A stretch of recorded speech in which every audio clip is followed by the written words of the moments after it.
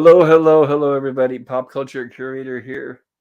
Um, Thank you for joining us. It is so good to see you again. I'm sorry I missed the horror stream last week as well as Gilligan's Island.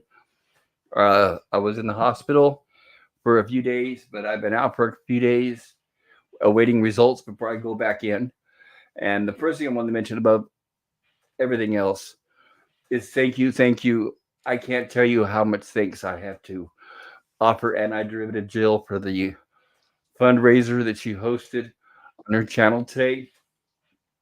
She was so very kind and sweet, and she's like a magnet because everybody loves her.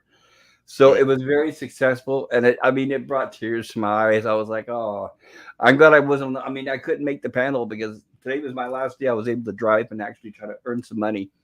So I was driving, yeah, because as of tomorrow, my license will be suspended. So I thought I'll work up to the very end, and plus I have to return the rental car.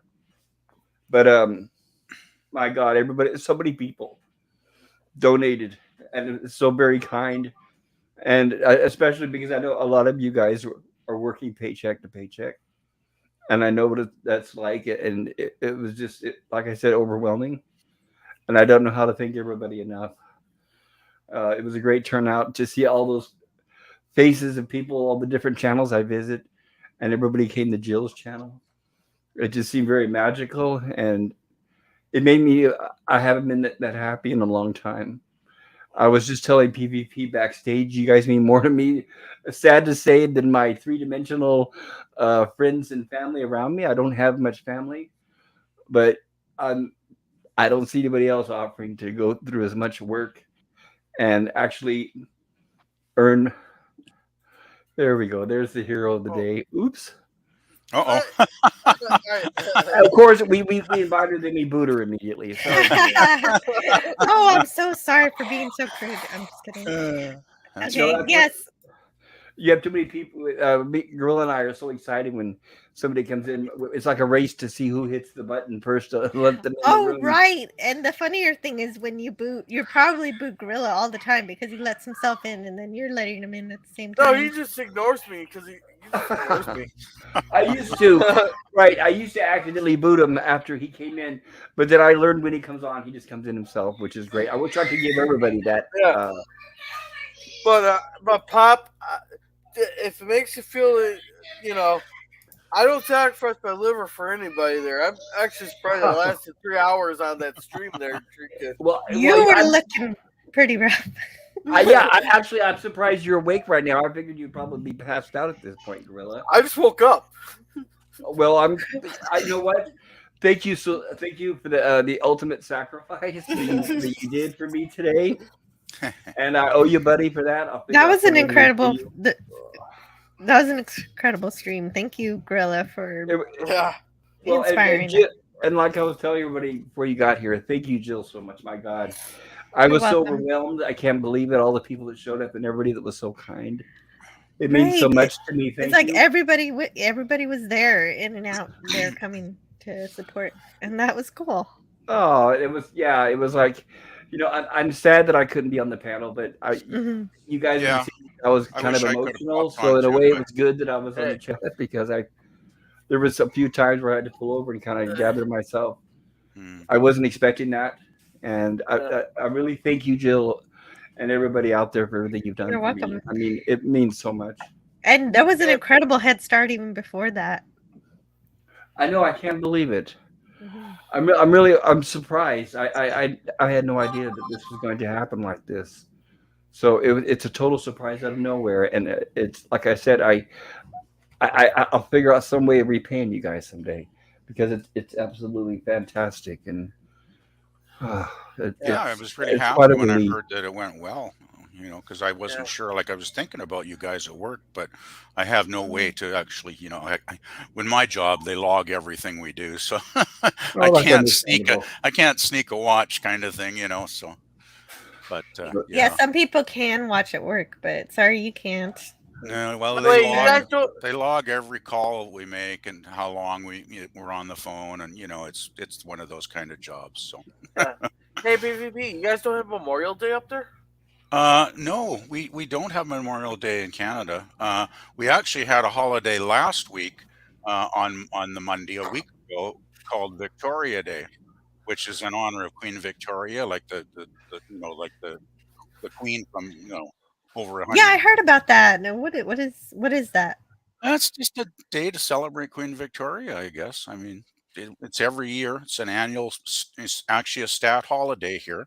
So yeah, and it's just basically, if you just look up Queen Victoria, I mean, on Wikipedia or wherever, she was like the longest serving monarch in British history until, the Queen we just had pass away a short time ago. Actually, actually outlasted her and was now the longest running monarch. But That makes sense. yeah, so Queen Victoria was pretty famous, back in the well, I guess she would have been a Victorian actually back way back when, so yeah, Very it's just cool. a holiday, just a holiday, but it's nice.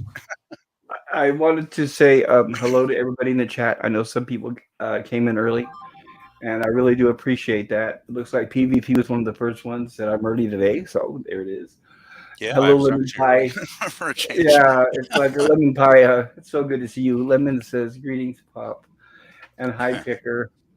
Oops, don't need to read my own. PvP says hey, Lemon, and PvP says hi, Pop.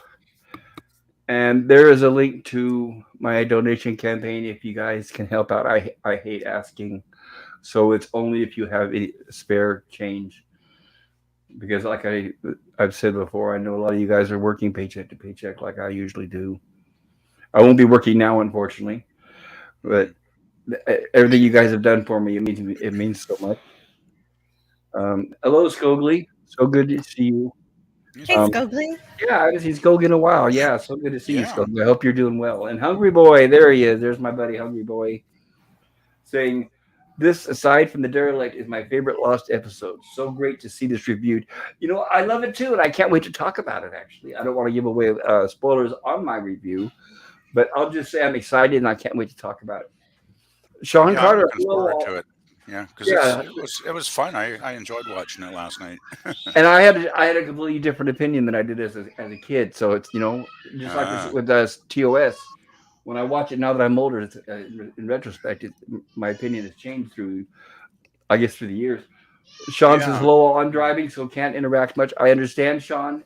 Keep your eyes on the road, and thank you, Sean, for helping out with my campaign. My God bless you, Sean. And Hungry Boy says, "Hola, dear Skogly." And Hungry Boy says, "Hola, Sean Carter." And PvP says, "Hi, everyone." Hungry Boy says, "Hola, PvP." Hungry Well, Boy says, "My hi. donation is coming soon. Just had to sort something out." Hungry Boy, no problem. Thank you. My goodness, you being here is like a great gift to me in itself. And you talking to me the other night from the hospital. Oh man, that really got me through that night. So thank you, Hungry Boy. You were very gracious and understanding. Lemon Pie says, "Hail Pop Gorilla, Jill and PvP. Lemon Pie hungry. Sean Scogly. Hungry Boy says, hi, it's citrus. I guess everybody's calling it citrus now. I love what Sean Carter says here. Hey, I don't call him citrus. I call him scurvy preventer. Scurvy preventer. And Sean says, Pop, you repay us by getting well. I will do my best. Thank you so much. I will know more when I get the results back, depending on how long that takes. I did ask. I had a few different doctors at the hospital, obviously, like one for the brain, one for neurology, one for the lung, and so on. And I kept asking them, so what's the diagnosis? Is it like terminal? I mean, what's going on? And they all said the same thing. You need to talk to your general practitioner. So he called my doctor's office, and of course they said, well, the next opportunity was somewhere around the end of June. And he said, no, they need to see him. Yeah, that's how it always is. And because, of course, once again, my doctor, who I've only met once, and once again is busy. She always is. But that's outrageous. Time is of the essence with this kind of thing. Well, it's interesting because no matter what I say, believe me, the appointment won't be the end of the month. But it was interesting to hear a doctor say, look, this is Dr. So-and-so MD at Highland Hospital, and I want an appointment with the doctor immediately. If you can't find her, you find somebody. Oh, really? June 3rd? Okay, yeah, we'll have him. Yeah. And then he even asked, he said, what kind of doctor is she? Is she like an MD? And he started naming off all these different kinds of doctors. June 3rd would be better than the end of June. Yeah, definitely. I know. Yeah, but it was nice to see a doctor stick up for me for once. Usually I'm on my own when it comes to stuff like that. That's good. Yeah. So that will be this week. Yeah, June 3rd is not too far away at all. Right, I'm just guessing, but okay, I'm going to have a substitute doctor who I've never met. But I'm guessing that doctor will hopefully have someone to review my records from the hospital. Otherwise, I don't know why have the appointment, right? You think they would have access to your medical records in the computer system or something? Well, possible. So Scobly says, Canada's weird. There is one statutory holiday in every month. So they just like this one's named after Queen Victoria. There we go. Yes. Well, I don't know if we have quite that many holidays. I kind of wish we did have one every month, but especially if it was paid day off. Yeah.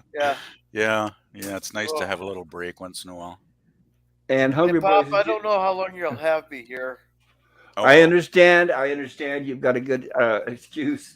You got a note from Mom saying that you're drunk, and I completely understand. Or hungover, probably at this point. I don't know. I'm at the halfway. It's like those nights when you're like you go out drinking heavily, then you gotta wake up for work the next day, but you're still a little drunk when you wake up the next morning. Right, you're wondering why everybody's staring at you, right? Yeah, I hate those kind of mornings. Well, Hungry, Gorilla, you would treat me under the table anytime. I don't think I could have done half of what you did, so I commend you for that. Yeah, at least I got rid of that. Man, I will say on the positive side, I got rid of that Bumble shit. Haste, not waste. Oh, whoops! I forgot the. So were people donating more to get you to drink the bad stuff? Yeah, how did that work? I didn't hear exactly. Was it like every? That was funny. Was it every so many donations? $10 a shot, $20 for the shit I don't like. Yeah, I remember. Yeah. So when you got a $45 donation, did you drink 2 shots of the stuff you didn't? Yes, I did. Oh, now that's stamina. That's what I like. Yikes! Hey, what did LDG do? I missed that. Or I don't remember it. I don't either. I think maybe he had to go. Oh boy. That's okay. He was on there and he gave, which is he did. Is right. It's exceptional. So it was very kind of him. Yeah, I wish I could give something, but I'm just pretty much broke right now. Well, you being here, I accept as a wonderful gift. So thank you. Having you guys to talk to and to support me, it means a lot to me. Sometimes it means more than money. Well, you have my moral support for sure. Thank you. So. Hungry Boy says, Jill, it's part of being part of the Commonwealth, previously the United Kingdom. We celebrate here in Oz too. Sean Carter says, how you hungry? And Hungry Boy says, hola, Sean. And Sean said, if y'all can't help, please spread the link. Write it on your car. Pass it to friends. Don't be shy. And Hungry Boy says, I'm glad. Sorry, my insomnia screwed me. Uh-oh. And check out Orla Great Show. Yeah, what happened was... No, that's a good thing if you got to sleep, Hungry. Oh yeah, exactly, because he never does. But to explain really quick, is I worked today because of twofold. Since I was in the hospital, I wasn't able to return my rental car last Tuesday, so I automatically had to keep it another week. So I had the rental car until tomorrow. So I figured I was going to drive right to the very end and earn what I could. And plus, my license won't be invalidated until tomorrow on June 1st. So that's the reason why I did try to work these last few days. But otherwise I would have been on the panel. So Jill, thank you so much for today. You're welcome. It was my pleasure to be able to do that for you, and so many people came together for it that it was just a pleasure to be able to help in whatever way we could. It was. It was. I mean, it was amazing. You had a lot of people in your chat. It was great. Yeah, Well, it was a really rambunctious show. Jill's Yes. got a popular channel, so I'm not surprised that lots of Yeah. folks turned up. Actually. Oh, thank you very much, Hungry. That's very generous of you. Oh, cool. Well, it was all inspired by Gorilla. He knew it needed to be Oh on my channel. wow! Thank you, Hungry. Oh, Bloody Site doesn't accept proton mail. Proton mail. I haven't heard that in a long time. Hey, that's what I use, Proton Hey, Mail. I hey, know. I That's don't know like what saying the I hell use. that is. That's like saying CompuServe. Well, I don't know. Is that It's Sorry, like it's no offense. it's is that pretty Go like ahead. secure, MySpace or and it is something? based in Switzerland. So Are we Oh, digging okay. into the bones here? Going to like MySpace days? Well, like Like Tumblr? AOL mail, that's still around. Bird uses it still. oh, So you'd be surprised. It's What's AOL? Yahoo Oh and my all god. these things are still there. Hey, I hear every day I people, didn't think you were you know, that young. Really? people, with the craziest email, addresses, right? And it's like, yep, all these things are still out there. I remember the days we personally made dirty email addresses there Yeah, I in haven't high got too school. many of those, but every once in No, a we while, someone will, you'll listen to somebody spell it out, and then after you get off the phone, you actually read it, and it's like, oh. You know what's funny that is I was when I was teaching, I used to also set up computers and networking and all that kind of stuff. And many times, whenever I had an entire lab, like 30 to 45 computers, whatever, how many computers, and they all needed software installed on one. Every single machine, you had to put a name and an email in. And it was always such a pain. So what I do is I get the kids to do it, like my computer class or one of them. And I said, okay, when it gets to the email, just bang on the keyboard a few times and say at AOL.com. Because I hated AOL. Yeah, it still exists, it seems too. Yeah. Yes, it does, but I just didn't like so it because that was the days where we were paying ungodly numbers to be online for just a few minutes dial up, and it's like, Oh I'm yeah, glad those dial up. days are. hey, Yeah, I the just You used got mail. I used yeah, Net Zero.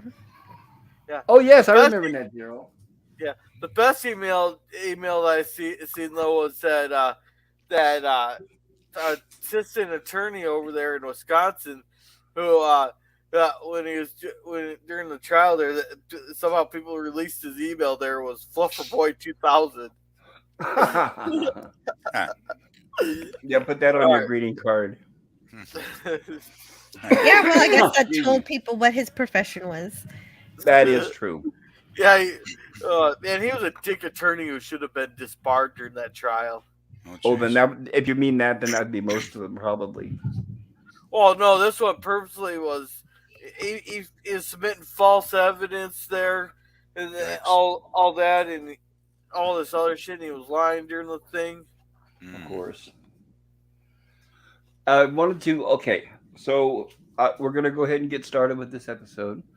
Tonight we're gonna be watching the episode "Wish Upon a Star," and this is it originally aired November 20th, 1965. The night that while they were filming this episode is when my friend Mr. Nobody aired during the week while they were filming this. Oh, cool. So what I like is, by the way, I'll be reading from Lost in Space, the authorized biography of a classic sci-fi series by Mark Cushman, and related to this chapter. And I'll add there's some interesting notes. Um,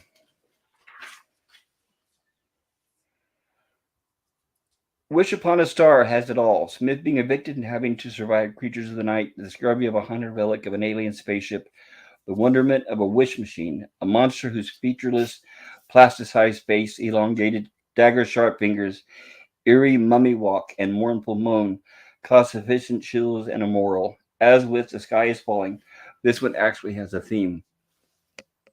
And they said it's equivalent to a 1965 Aesop's fable, which I completely agree. That's what I liked about it so much.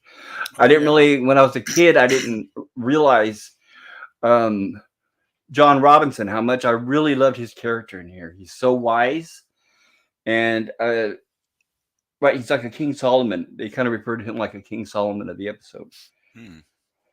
The director, this was Barney Slater's first assignment for Lost in Space.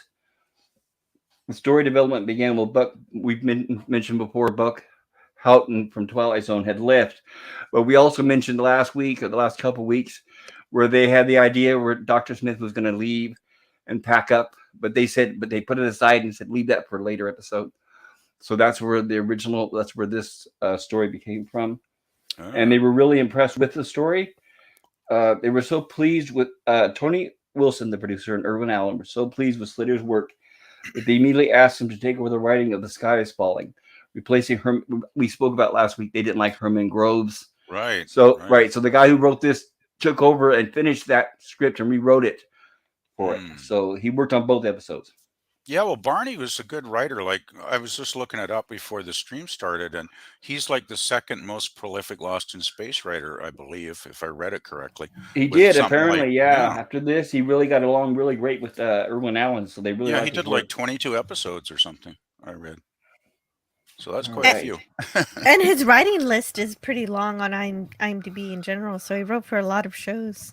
Yes. And of course, directed by Sutton Rowley. And thank you once again for the fantastic work that Jill put the slides together, which helps us as we illustrate what's going on here. Yeah, really had fun making the slides for this one. And we start with the cliffhanger from last week's episodes where Dr. Smith is apparently sunbathing as Will and Dawn work on the chariot. And Dawn asks Dr. Smith to pitch in and do a little bit of work, which, of course, he's got some hesitation. Dr. Smith does not feel like doing that. And he's being extremely lazy. And then, by the way, this was rewritten. There was a note. I want to cover this. We all saw this.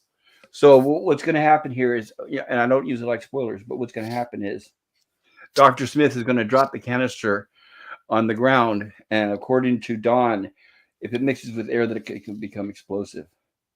But originally, apparently in the script, the cliffhanger was going to be Will almost getting ran over by the chariot. Oh, really? And the network said, no, none of that. That would have been more dramatic in terms of showing what kind of havoc he wroughts on the crew in general, and that he literally does put them in their lives in danger. Which, yes. The canister does that, but running over Will would have been even stronger. Yes, I agree. Yeah, but I guess just too much for family hour. Yeah, I would guess. Yeah. These changes came about as a result of Allen's notes and Wilson's script polishing. Wilson's script was the first version sent to CBS, so they have to send the script to CBS so they can approve it before they even start shooting. On October 25th, 1965, regarding the October 22nd shooting final teleplay, Sam Taylor Jr. of CBS Program Practices wrote, "Per our discussion with Mr. Wilson, we understand the closing portion of the tag sequence, the cliffhanger they call it the tag, where it appears Will might be run over by the chariot, will not be used, and that new script pages covering the end of the tag sequence will be submitted." So they basically told him to go back and rewrite it. And he did. So here it says you're a 4-star gold brick. I had no idea what a gold brick is, so I found out. Gold bricker, yes. Yeah. It's a soldier who avoids assigned duties or works. Right. The way I always heard it was somebody who married a rich person just to suck off their money, and they would just sit around and spend the money. That's gold digger. Oh, that's right. Gold digger. Gold brick. Oh, what am I thinking? I don't see Smith Thank as a you. gold digger. Thank you, right. Thank you, I Jill. think you know what? I wouldn't put it past Dr. Smith. I wouldn't put it past him to also be a gold digger. Well, he could be. Right. And it makes sense too when he says 4 stars. That's a military reference. Mhm. It And of is. course, The highest rank, I guess, for gold brick. well, you're right. And it's funny because this is one of the scenes that made me laugh out loud. Is when Don starts to approach him with the wrench in his hand, and Dr. Smith says, "No need to get belligerent." And Isn't Don always belligerent though? well, only when he gets upset, right? When Dr. Yeah. Smith upsets him. Dr. Smith has some good qualities, says Will, and of course Don says, "I've yet to find any." Yeah, that's really sweet of Will trying to find the good in everybody, but it's Yeah, really Will difficult does. with Dr. Smith. He does give Dr. Smith a pass too many times, really. This, Hey, now, Pop, go ahead, I got a Jill. question. Go ahead, Gorilla. I got a question for you. Being on serious here with Doctor Smith. No, seriously here. With 1 or 2 screw ups they're from a person, you know. Okay, there were accidents, you know, but after so many screw ups there, it seems like you'd be purposely sabotaging him. What would they be doing to him in the military? Since you were in the military? Oh yeah, the military wouldn't last at all, obviously. But what's funny, excuse me, since you mentioned it, they do finally call him on it. They start listing off a whole bunch of things that he has done, which drives him to the point where he says he's going to move out. So at least they do bring it up. Yeah, well, it's one of the first times that Smith actually gets punished at all, pretty much, right? Like, usually he gets away with everything. Apparently, also, this is the first time we hear the line, "Never fear, Smith is here." Oh, wow. I like this line so much, I want Gorilla to read it. All the brain power you always talking about must be well hidden. Yeah. Yeah. Well, because nobody notices except yourself. There. Yeah. I like how honest he is here. Yes. Yeah, Jill, you actually sent me a message with that caption the other night. I did. That was funny. I clarified that it wasn't to you. I was just I'm glad you excited about did. I would have had my feelings hurt if you didn't clarify it, so thank you. And apparently this episode had a budget of $149,655. It was slated for $130,000, but they went over budget, which tends to usually happen in TV. Or almost anything, I guess you could say. And of course, at this point, John Williams was not doing original music. So this is the music here is edited together from previous episodes, which you may or may not recognize. And also, this is the episode, I'm trying to find it exactly where I read it. But this is the episode that starts to establish Will and Dr. Smith as friends. Because up to this point, it says Will was like wandering around looking for a friend, essentially. But this is the first episode where we see the two bonding as friends, which we'll see a lot more of course, later on. Yeah, because no one else will put up with it. Right, that's true, too. And of course, oh yes, I love this where Professor Robinson's asking him about the garden. And of course, Dr. Smith saying he's too busy to get to it. He's always too busy doing something that nobody ever sees. And he says, "You don't have a farm anymore." So is he too busy watching for invaders or a rescue party up in the sky? Right, he could try that with Professor Robinson and see if he falls for it, right? Well, even Judy was smart enough. She knew that was silly. Yeah, Dr. Smith destroys the garden, so Judy, I guess, is going to have to repair it and remake it brand new. And and honestly, I brought it up before, and I'll bring it up again. But if this was, even though it's not, this is fiction, this is television. But this be the point where they would just say, "Okay, we're gonna have to go on rations because of the garden." And apparently, Dr. Smith doesn't like food anymore, so he doesn't need any. I don't know if I'd be letting him eat. That would be realistic. Realistically, he'd be gone by now. Yeah, definitely at this point. If it wasn't for the water and the last time with them wasting the water and now killing the food. Hey, Jill, you're being way too nice here. Realistically, he would become the food. Oh boy, I bet Don had probably thought about that a few times. Yeah. Meat's back on the menu, boys. I do hear it tastes like pork. So maybe. Yes, that's what they say. Yeah, I've heard rumors. Yeah, I don't think I'd ever want to actually find out though. No, me neither. It's No, horrific. it's yeah, and especially when it's a loved one. Oh, not no, like the Donner Party. No thanks. Yeah. Oh, yeah. Wow. Yeah. There's a bit of history, eh? Boy. Am I the only Yikes. one here mildly curious? No, I mean yes. No. So I said earlier that I was serving dinner, but dinner wasn't ready after all. So I gotta go take care of that. I'll be right back. Okay, Jill. Okay. I'll catch up on the chat then. That's good timing, Thank by you, the way, Gorilla. Jill, that you mentioned dinner just after we were talking about cannibals. Hopefully it's not ham or pork. Oh boy. That's Which too reminds me, I haven't eaten yet either. What's for good. dinner, Yeah, Gorilla? same here. And I can't. What? What's for dinner? I don't know. It's raining out, and I definitely Oh. cannot drive nowhere. Oh, I thought I heard you say on the stream that you were smoking something. No. Uh-oh. No, Okay. I bought a Uh, frozen pizza yesterday, I, so I'm all set. I've been smoking cigarettes, but that's about it. Director All right, Sutton Rowley returned. Well, Jill's can't do the slides while she's away, but we'll continue when she comes Carol, back. Go ahead with the chat. Yeah, thank you, Gorilla. Good idea. I do not Usenet. know. Oh yeah. I've never even heard of it. Yes, I remember Usenet.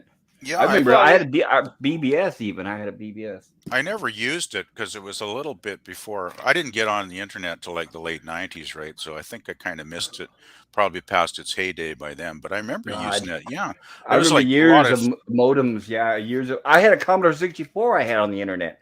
Oh, geez.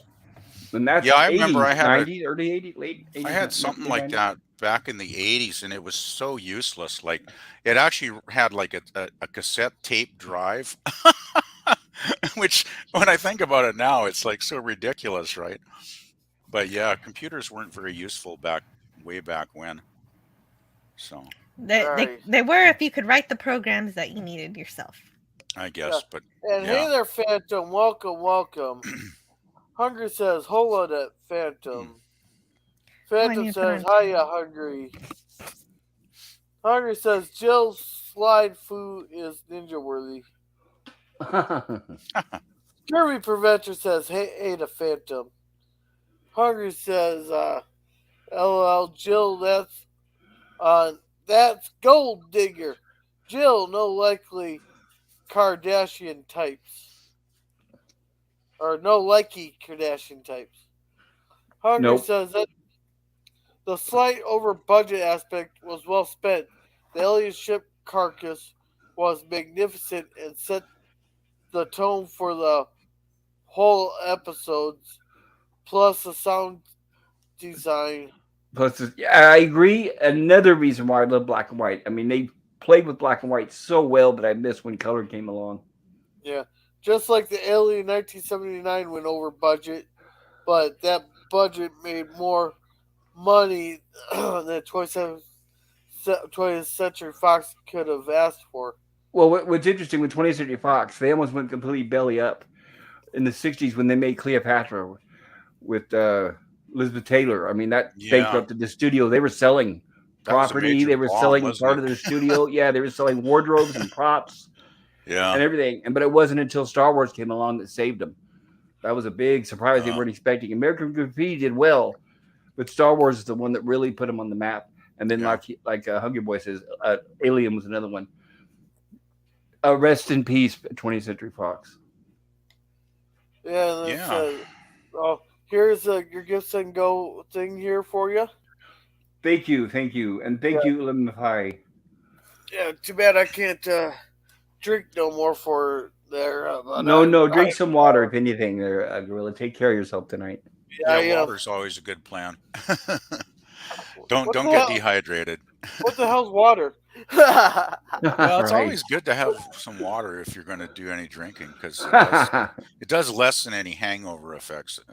I believe. I've Yes, never a had a good hangover rule in my life. is a glass of water for every drink. Yeah, yeah. Well, water's good. I True. like Yeah, water. yeah, it's true. Well, I've never had a hangover, so Oh, all I haven't right. had one in Excellent. years. Thank goodness. I but think I was Yeah, in the me Air too. I can Force. say that too. Yeah, I think I was in the Air Force last time I had a hangover. Yeah, I had them a lot more when I was younger, but it seems as I've gotten older, I just don't get them anymore. Well, you don't drink as much. Nobody does. I mean, we drunk. Well, I drunk like crazy when I was young, but not. Yeah, Not me yeah, yeah, that's me true. too. And yeah, then you gotta. just a You gotta. couple years ago, I was getting more sick than normal, and I thought, oh well, I guess Uh-oh. I'm done with this. So I quit drinking for 2 years, and now Oh, I right. just have a drink or two, and That's Wow. that's the way. more than Yeah, enough. perfect. Good for you. I mean, being a mom too, I mean, you got to be responsible, right? And look after the kiddies. Oh So, yeah, sure, you know, definitely. Yeah, yeah. but it's not something that somebody could just switch off. So it's a very difficult thing to do. So I'm very yeah, very proud of you, Jill. yeah. Oh, I thank you. Yeah. just pawned my kid off on the mother there, even though she wasn't feeling well. Oh, That works too. Oh boy. now she's gonna blame me for that. No. She's been wanting For to a see the good kid, and cause. I We're good, told, and thank you. and I already told her. I said I was gonna be the designated drinker today, so, and I did drink. I haven't drank that much. Actually, I don't think I drank that much since that one New Year's party when when we all got drunk and we started the freaking grass on fire and I Oh got jeez. smacked in the head with the cinder block because we. Oh Oh wow. man, that was a fun party. That sounds pretty Hey, entertaining. hey, there's a general rule. All it takes is a room full of people and a stupid idea, or a room full of drunk people and a stupid idea. And that year, I just happened to have saved up a little bit of cash, and I may have gotten a shit ton of fireworks. We Oh got the no. big old mortars Oh there, God. and what started it was I accidentally put one in the tube upside down. Oh no. It exploded on the ground, and we're all like, Oh. "Cool!" So we conveniently started putting more of them in the Oh upside my. down there. Then eventually said, "Fuck the tube." We just started throwing them, line them, and leave them on the fucking ground there. And I lit one, I threw it in, and it bounced and went inside the cinder block there Oh when it jeez. exploded. Oh, Yeah, oh, I don't think fireworks and alcohol is a very good combination at the best of times. Yeah, too bad you can't post it on YouTube. oh we weren't Yeah. video recording anything. Oh boy. This was before YouTube even really got big. Heck, I don't. I think this was the. Actually, come to think of it, was this the year my son was? Was this Was this Yeah, kids didn't right used to after document all the dumb things they did. Yeah, thankfully there were no cell phones when I was a kid, so my teenage friends and I could go out on the weekend and get into all kinds of trouble and no one will ever know about it. You got the those story. were good days. Good days.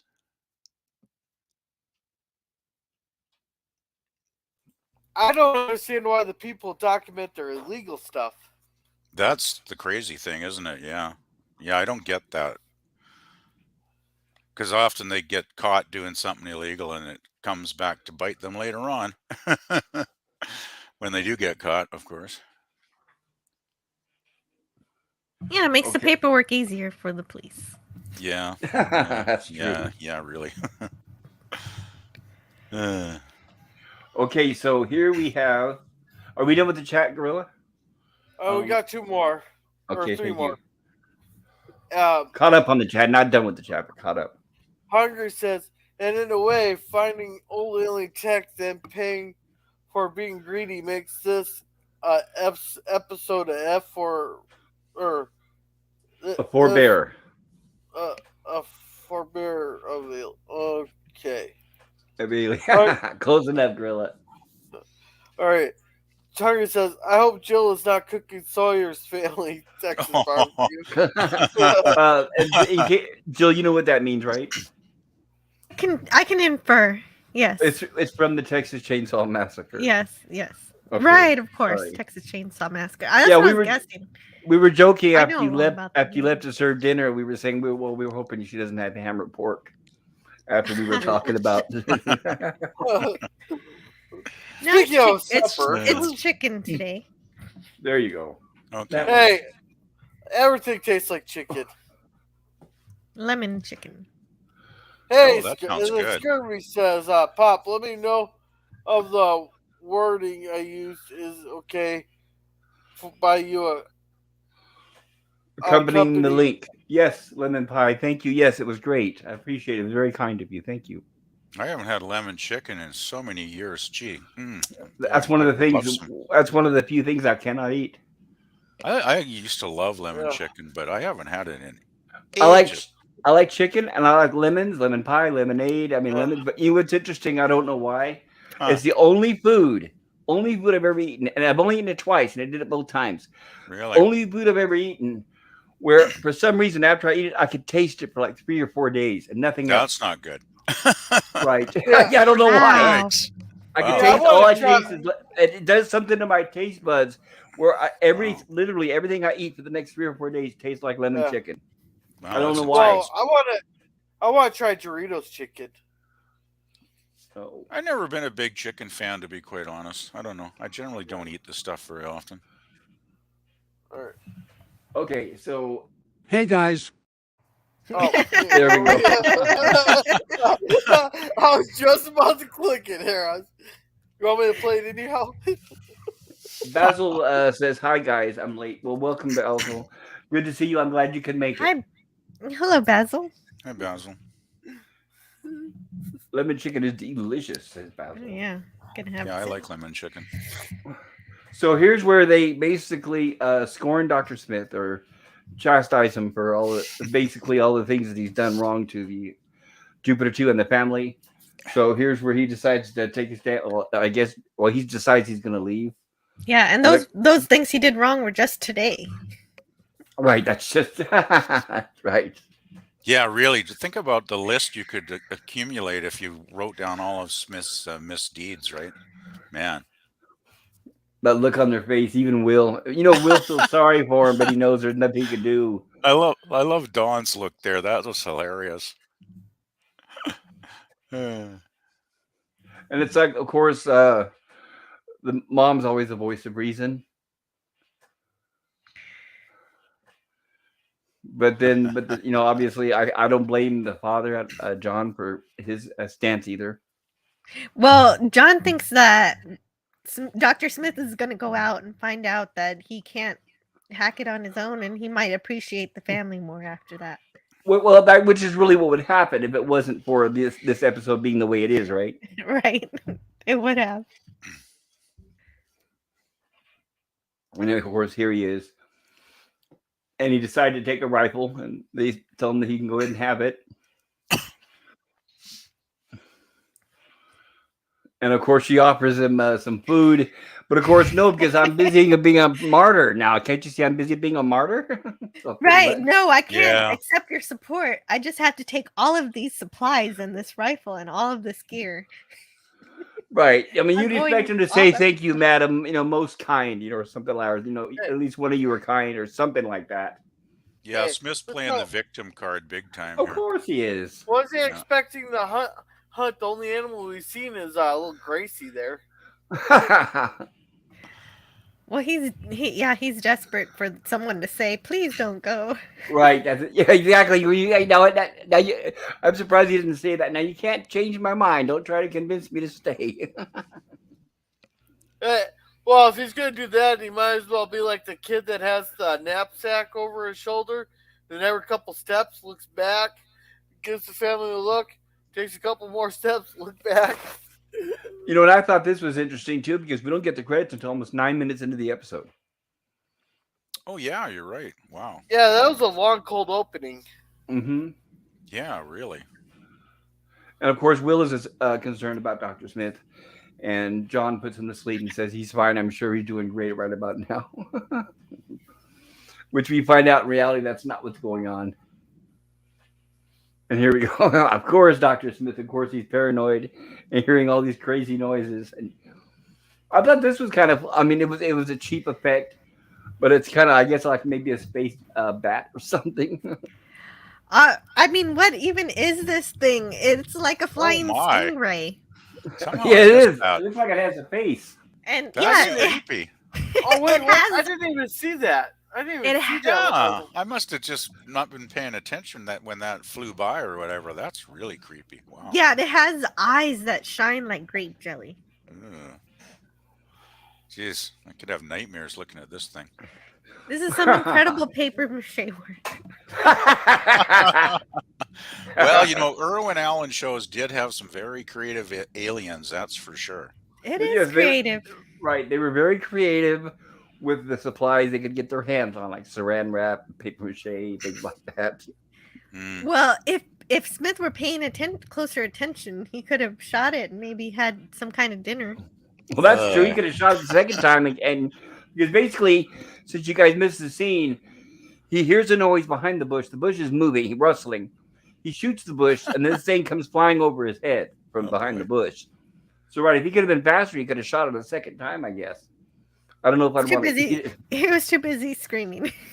But and of course, he says he won't sleep a wink because he's so scared. And then wakes up and immediately cuts to a hard edit, and he's asleep. So was that a dream? Definitely not. No, that was definitely an alien creature. God, I'm so glad they didn't pull that crap back in those days.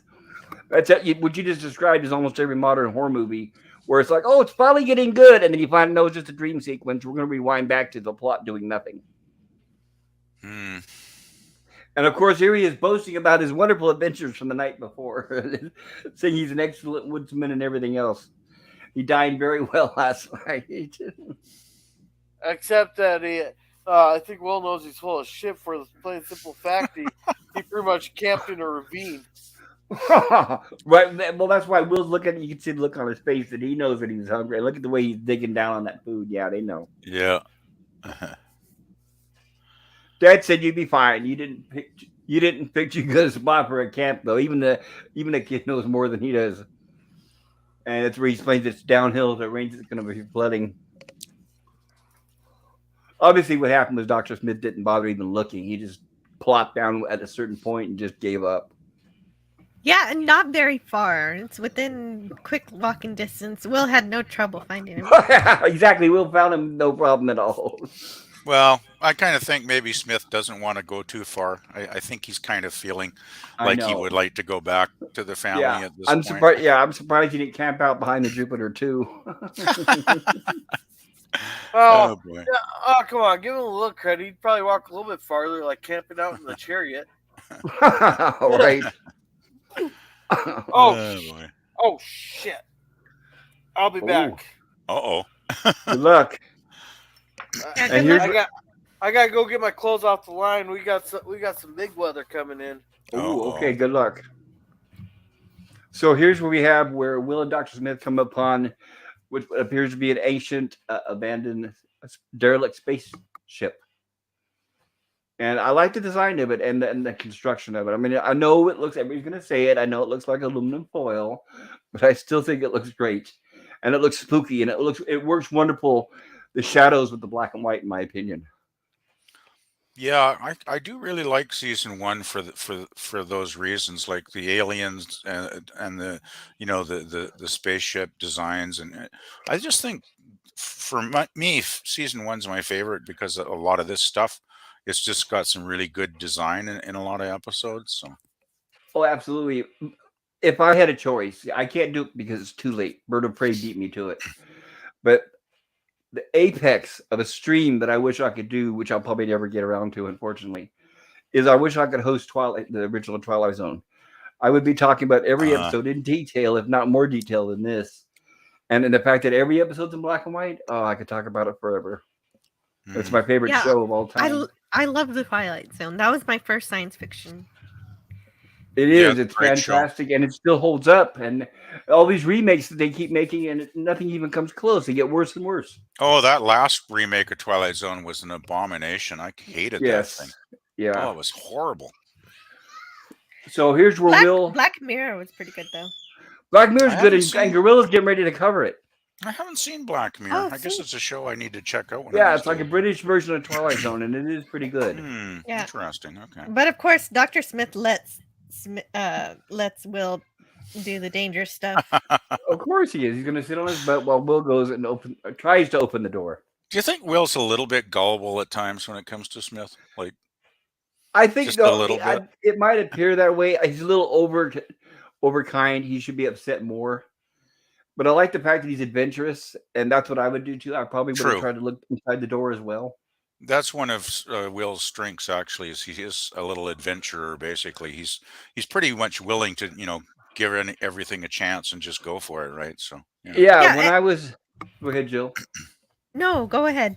I'll make it quick. When I was a kid, when we used to go camping, while everybody was sitting around the campsite, I always say, I'm going to go exploring. And I would spend the whole time hiking around looking at the area and getting a will. And everybody else would just sit back at the campsite. It's like, no, not for Wow. me. Anyway, go ahead, Jill. Yeah, he's adventurous. I always got lost in groups because I wanted to explore too. So I can understand that feeling, and also I do like that even though he does bend the rules a bit in terms of maybe exploring when he shouldn't. He does know his family is worried about him and he wants to go back. So I appreciate the balance. I agree. Yes. And of course, Dr. Smith, you can tell, does not want to be left alone. And he asked him if he could stay a few more minutes. And we actually see Dr. Smith saying, you can sit, somebody else can sit down while he does all the work. And then that's when they spot this device. Who knows the chairs? Throw it away. Right. And of course, he's very dismissive of it at first, right? Throw it away. Right. It does make sense, though, that this is the episode where their bond starts to develop. In context of the storyline, it works very, very well, actually. So it does. And I love the device. It's hilarious. Yeah, it's nothing really, really super. I have to fantastic. leave it here because I have to go for a few minutes. I will be Go right for it, back. Jill.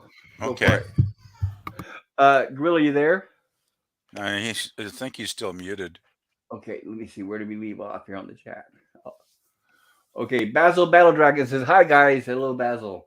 Lemon Pie says, lemon chicken with fava beans and a nice Shanti Baba Red. Hungry Boy says, hola, Basil Battle Dragon. Lemon Pie says, hello, Basil Dragons. Basil Dragon. And Hungry Boy says, in the opening, we got horror film Shadows, which helps build this episode. Absolutely. It Shadows and excellent camera work, I thought. And Hungry Boy says, the flying bat thing is like a tribute to the Corman bat creatures, which came 10 years beforehand. Yes, I wouldn't be surprised maybe if some of the same people worked on them. Hungry Boy says there were bat creatures and it conquered the world and not of this earth. Yes. Hungry Boy speaks the truth. And Hungry Boy says it was just a dream, is getting tofu after ordering a steak. Yes, you're right. Or a nightmare. And Ola says, Ola Greg, hello, everyone. Hello, Ola Greg. Glad you could join us. And Hungry Boy says, credit to the stage dressing staff. Look at the spider webs leading up to the spacecraft. The ship was also cigar-shaped, which were like UFO sightings of the time. Well, remember now, we're getting those UFO sightings that they're calling Tic Tac UFOs, which are kind of cigar-shaped. And we even have video from some of our military aircraft that are filming some of those. Lemon Pie says, hey, Euler. And Basil says, oh, hi, Euler, how are ya? And Hungry Boy says, the other great thing about this early daylight shot of the ship shows burn damage, which is pure sci-fi, but also horror. Yes, I completely agree. That's why it's also makes it even spookier when we get the reveal here soon. And Older Greg says, doing okay, Basil. All right. I don't know if Gorilla is asleep or I think he went to go maybe make some dinner. And let's see here. How you doing, PvP? You still there? Oh, yeah, I was just in the kitchen for a minute. Okay. No, I don't want to read that part yet. So Gorilla's back, it looks like. Hey, Gorilla, are you there? He doesn't look like he's muted, but maybe he's still away. Maybe he's taking the clothes off the line. I'm going to read an interview here with Jonathan Harris Oh, cool. that he did on a talk show called The Bill Dana Show. So here's an interview. I'm stage struck, he said, as we began to make out each other's faces in the Stygian gloom enveloping the festive Hollywood tavern where we met. Says Harris, I love the word actor. I still get nervous. Isn't that wonderful? It's standing on the wings, waiting to go on, opening night with a death wish, and then going on and giving the best performance of your life. I still get that feeling, even in TV. And you go out and do it. And if you feel it isn't right or it isn't working, you blow it deliberately and force him to shoot it over. Being an unemployed actor is a disaster. Going to work every day is kicks. You learn something vital from each show. That's kicks for an old dog like me. And you can watch the other actors and learn things not to do. I never had any formal training. I learned by watching. I've done so many of the shows where you read the script and you say, oh, they're kidding. But they're not. And if you do the show, you must do your best. And for all that money, come on. You know you'll do your usual first-class job. It's your responsibility to your audience and to those important to you. Always do your best. I learned that in the theater. It's a question of pride in what you do. If you don't have it, you can't act. Never apologize for what you do or for the script. Just do it. That explains a lot of how people are always like talking about Little Mermaid stuff and saying, well, you can't blame the actress for taking the role. Or Picard season 3, when everybody's debating back and forth why the TNG cast signed those checks. Yeah, I think you can blame the actors when they take money to act in garbage. Well, yeah, especially when they're already we all know they're getting royalties already from the TNG sales. Oh yeah, so they don't need the money. That was the most depressing thing about. I watched like 5 episodes of Picard in season 3, and it was so depressing to see these beloved characters just ruining themselves. Basically, it was embarrassing. I felt bad for them really in a way, but they I don't know why they. Well, I guess maybe they need the money. I don't know. It's weird. Well, I guess no matter how rich you are, it's still never enough. Seems like I'd be happy Yeah. with it, right? Just getting the regular checks every month for the royalties. Believe me, that'd be more than enough. Yeah, I imagine by the 80s and 90s, the residuals were probably pretty good, much better than Yes. 60s. That's for sure. Yes. Yeah, there was zero in the 60s. Well, we Yeah. mentioned in one of the TOS episodes, William Shatner got a little bit, but one of his ex-wives pretty much took that away when he got divorced. Yeah, well, he was married like 3 or 4 times over A few the years. times. I remember. You guys remember when he had the wife that drowned in the pool? Oh yeah, I'll never forget that. Yeah, that was pretty tragic. Yeah, it was interesting because all I kept thinking about that, and that's sad, and I guess it's kind of selfish on my behalf. But that day that it happened, and he did an interview, I kept thinking about the 2 Columbo episodes where he was a murderer. Oh jeez.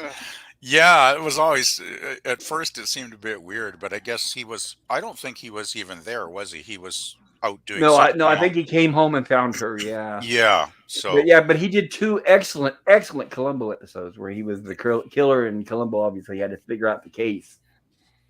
yeah, well, Shatner always was a great actor, I thought. So. Oh yeah, everything he did, he gave it his best. Just like Yeah. Jonathan Harris just said. Even Kingdom of the Spiders. It didn't matter. He gave it his 100%. Wasn't the best script in the world, but it was a decent film. Yeah, definitely. But funny, you get actors like Marlon Brando, who doesn't care, who walks on and just says his lines and walk off because he knows Prima he's Donna. getting millions of dollars. Oh yes. Yeah. Christopher Reeve said, when they were making Superman, he said that was the worst experience he ever had was being around Marlon Brando. Yeah. All right, I'm back. How you doing, Gorilla? You making something to eat? No, but I just got all my shit inside there. We got. Well, that's right. Some heavy winds and some hail coming in. Uh-oh. I didn't bother moving the car and just the pine trees though.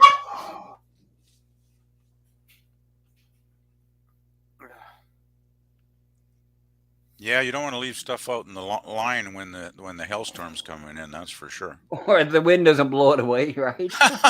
Yeah, you'll end up doing the laundry all over again, right? If you can find it. Yeah. Oh boy. Those Yeah, are I my remember meat when I was a socks, kid, we though. used to have the clothesline. Jeez, I haven't seen one of those in a long time. Excuse me. Oh, I missed this part here. When we were talking about the tag sequence when they originally wrote it, for that Will was supposed to almost ran over by the chariot. For the teaser, which was also set up and then resolved, the cliffhanger from the previous episode, Will was removed from danger per the network's request, and the rolling chariot was taken out and replaced with Don risking his life to toss away the leaking fuel pack. Hmm. Uh, we'll continue when Jill comes back. Oh, in the meantime, I've got something to share here from the book. Oh, cool. Let's see if I don't screw this up. All right. Of course, it doesn't open yet. There we are. Sorry, I'm a little slow. Bear with me, guys.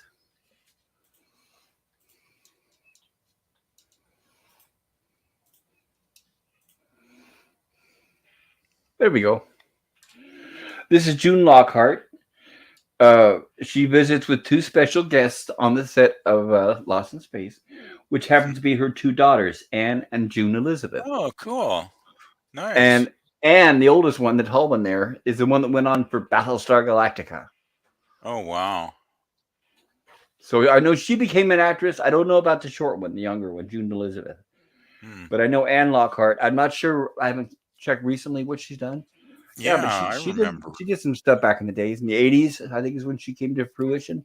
She was pretty popular in Battlestar, I remember, because I used to watch that when it was on NBC in the first run, right? And Oh yeah, I I remember think the she night was it premiered. But yeah, when they showed the movie, and then I watched yeah, the.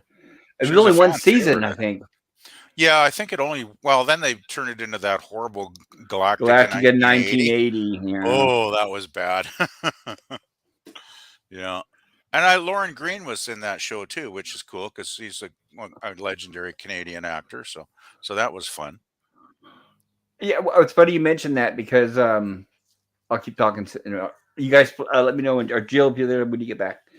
Lauren Green after Bonanza went off the air. Okay, there was a guy who was one of his channels on. There's a channel on YouTube I used to listen to, where he was a bit actor or a background actor, and he's Hmm. been doing it for many, many, many years. He met many celebrities, and he said that after Lauren Green, basically when Bonanza was over, was looking for anything, and I barely remember. And he did say the name of the show. It was very short-lived, one season uh, TV show where he was a doctor, kind of like a paramedic sort of thing.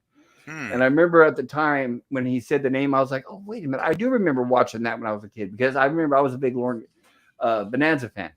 Yeah, Bonanza was a great show back in the day. Right. And what's funny is back then, of course, they didn't have cell phones. So he asked the director if he could use the phone because he was supposed to confirm an appointment to do a guest spot on another TV show. So he said, "Can I use the phone?" And they said, "Sure, it's in the other room." So he went over there to use the phone, and Lauren Green was on it. And he had to stand there and wait next to him until Lauren Green was off the phone. And Hmm. he said what Lauren Green was saying is he was calling his agent saying, "Get me off this turkey, get me off, or you're fired." Yeah, well, I guess it was a turkey because I don't even remember that show remotely, like not at all. Yeah, So well, I don't even know if it lasted the whole season.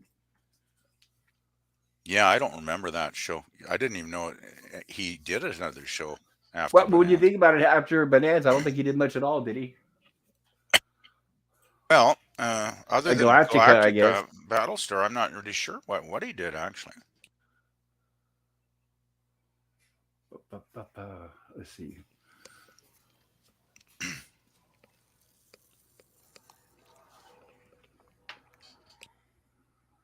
I'm not sure which one it was. Maybe I wonder if it even aired now that I think about it. But it did sound. I thought I saw it. Maybe I was thinking of Marcus Welby. Yeah, well, that's a different actor completely. It is William actor, but yeah, he did. But the name sounded familiar when he this bit actor mentioned it. He said the name of the Hmm. show, and I was like, wait, no, I remember that. I thought I did, but I'm looking on Internet Movie Database, and I don't see any mention of it either. That's Oh. right, he's an earthquake. I don't know why we got off topic to Lauren Green.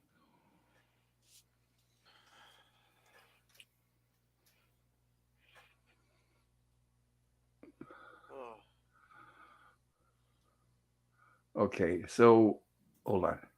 All right, so we're back to here, and Jill's not back yet. Let me see if I can find any more Easter eggs in the book. Try to Oh, keep you should guys we catch entertained up the on best I can. chat?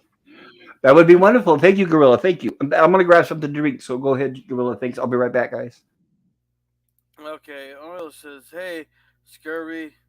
Euler says UFOs had tail fins in the 50s. All right. Hungry says, "I know Jill might frown at me, but Jonathan Harris was an important to my youth as Nimoy." I'll come back to Matt G's here when Jill comes back here. Uh, Hungry says, "Hiya, Matt G." Hungry says, "Poor Will wearing a gumdrop don't tap is hilarious yet tragic, lol." And hey, Matt G. Oh, here's Hungry Boy's channel. All right. Ugh. Yeah. Bazil says, "Hi there, how are you?" to Hungry. Oilers says, "Cool photos, Pop." Hungry says, "I'm okay. Hope you're doing fab, Bazil." Gyro Lady, welcome, welcome. We're like, what? Would you say a quarter through the way PvP of the episode? Gee, I'm not really sure actually.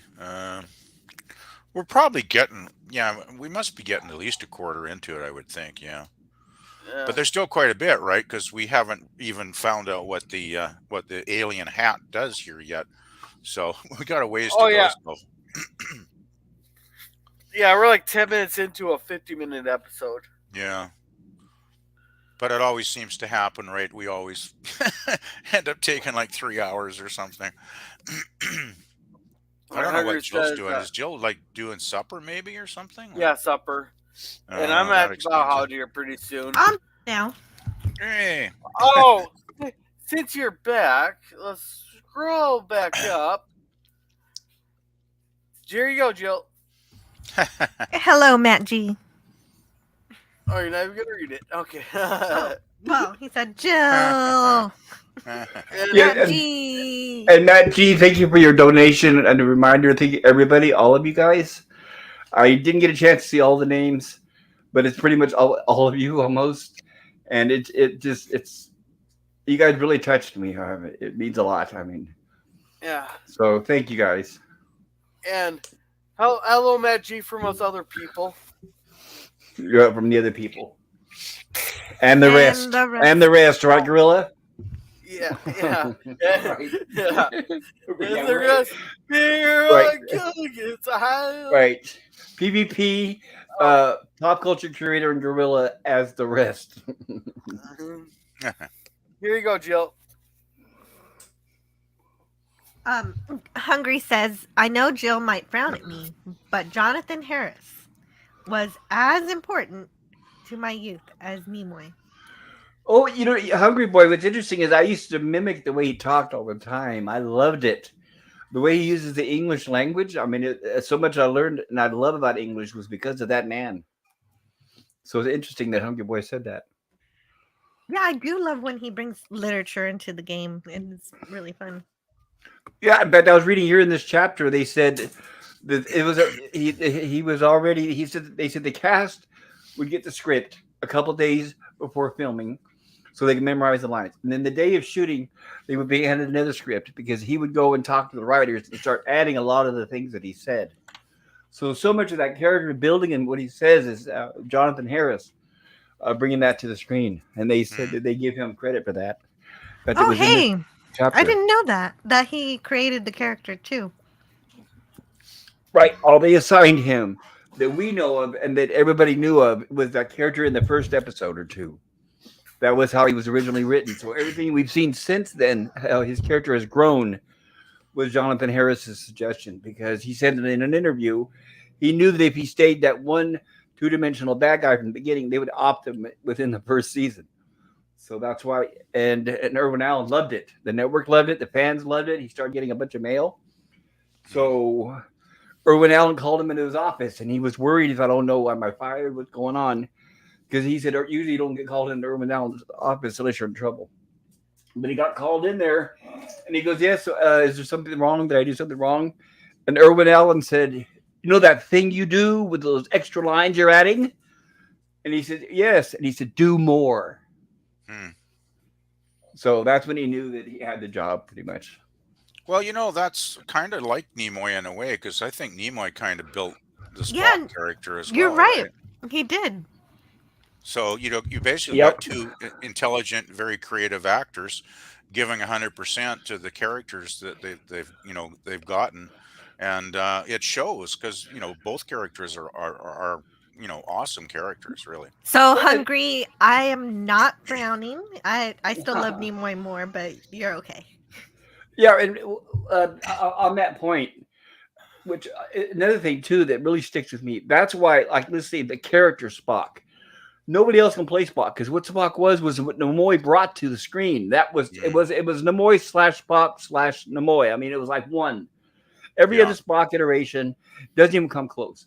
It was because of what the Agreed. actor did, yeah. and it's the same with Doctor Smith. That's why I didn't like the current Doctor Smith in the new series because everything we see and love about Doctor Smith is all missing in that new show.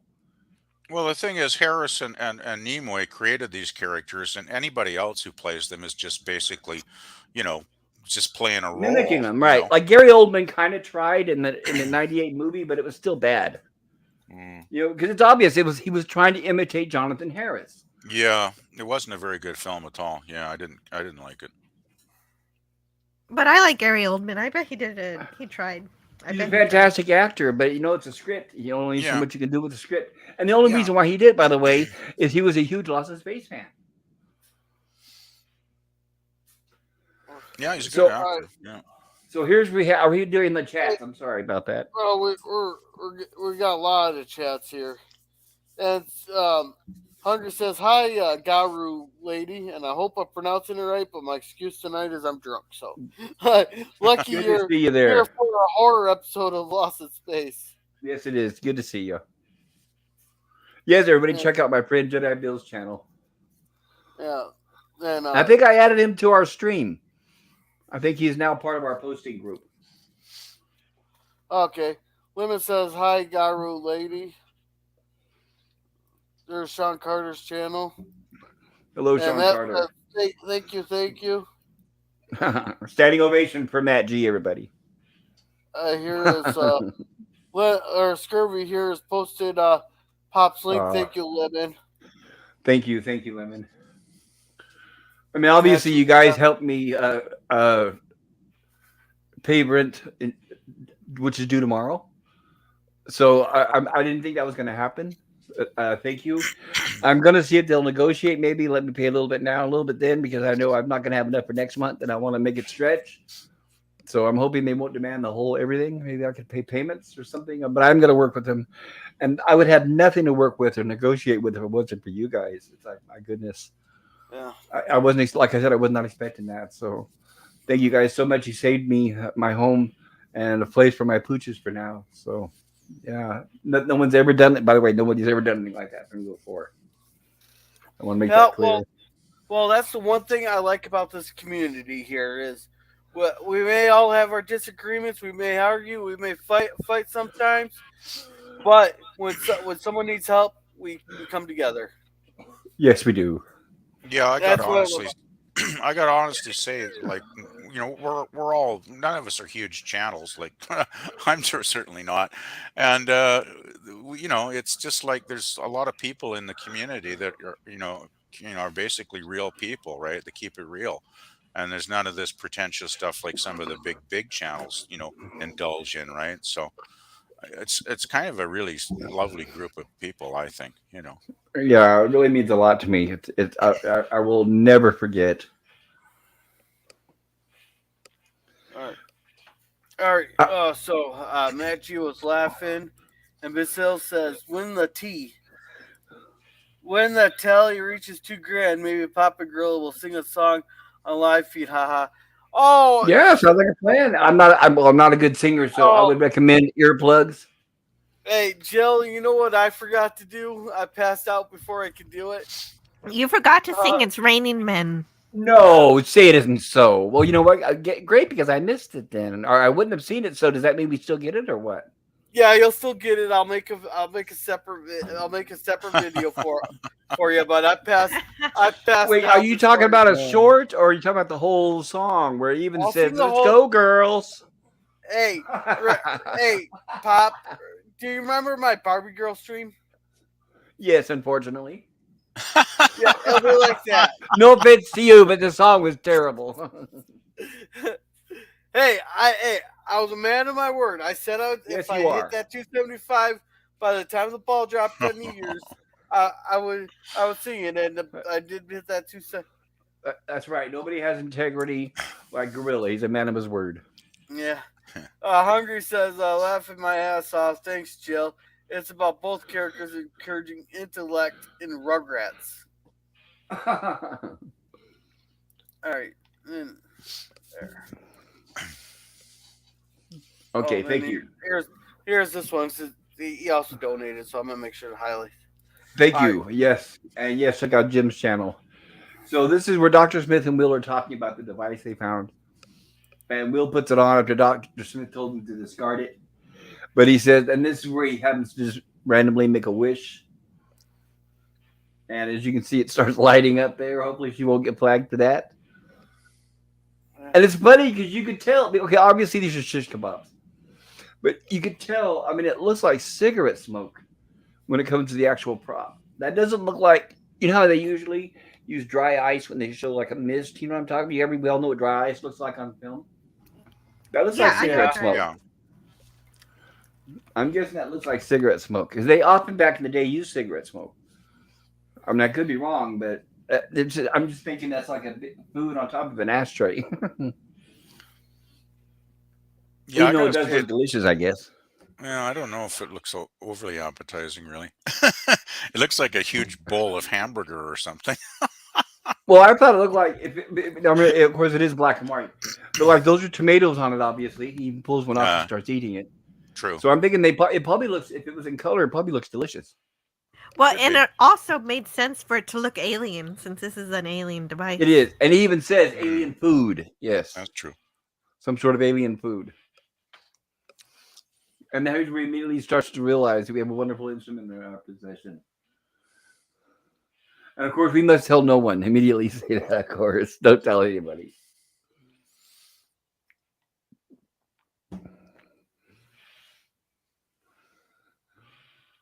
And of course, conniving. I love this shot here, too. This is great. They're all mesmerized by the apple.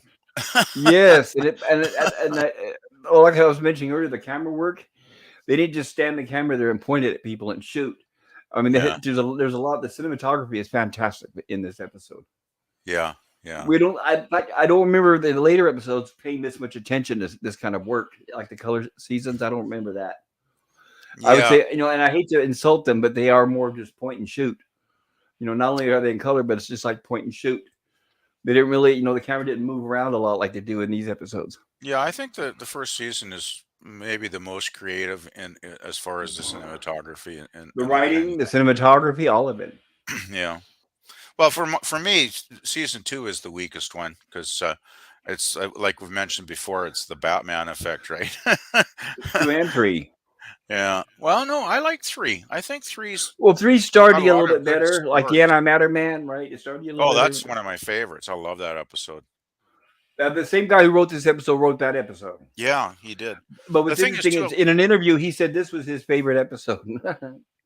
it's a good one. It's a good episode for sure. It is. Yeah. Well, what he liked was the Aesop fable and the message, which that is my favorite Yeah. part of the episode. I haven't given my It's got review a yet. good message for sure. Yeah. I love this. This is kind of an episode where I mean Smith goes from a villain to just more of a buffoon, right? Well, even I think what's funny is, and of course, he even wishes for extravagant furniture. Yes, Not just something to hilarious. sit on. Everything looks like he's in the Taj Mahal or something, right? Yeah, but Yeah, no really. roof. Still no roof and no air conditioning. That's what I would be doing. Yeah, really. You think he'd like create a room or something to at least sleep in, right? Well, again, that's at this point he hasn't thought about scale. about how big or small or how much you can wish for. I imagine. Oh, okay. Actually, if we go further in the episode, I know why he didn't build a roof. Oh, Because of the please. scale. Because he doesn't realize, like, he'd have to do it in pieces and he'd have to build the whole thing. Oh my goodness, are you kidding? No Yeah, way, right? Oh, good point. Right, unless it was like a Lego house.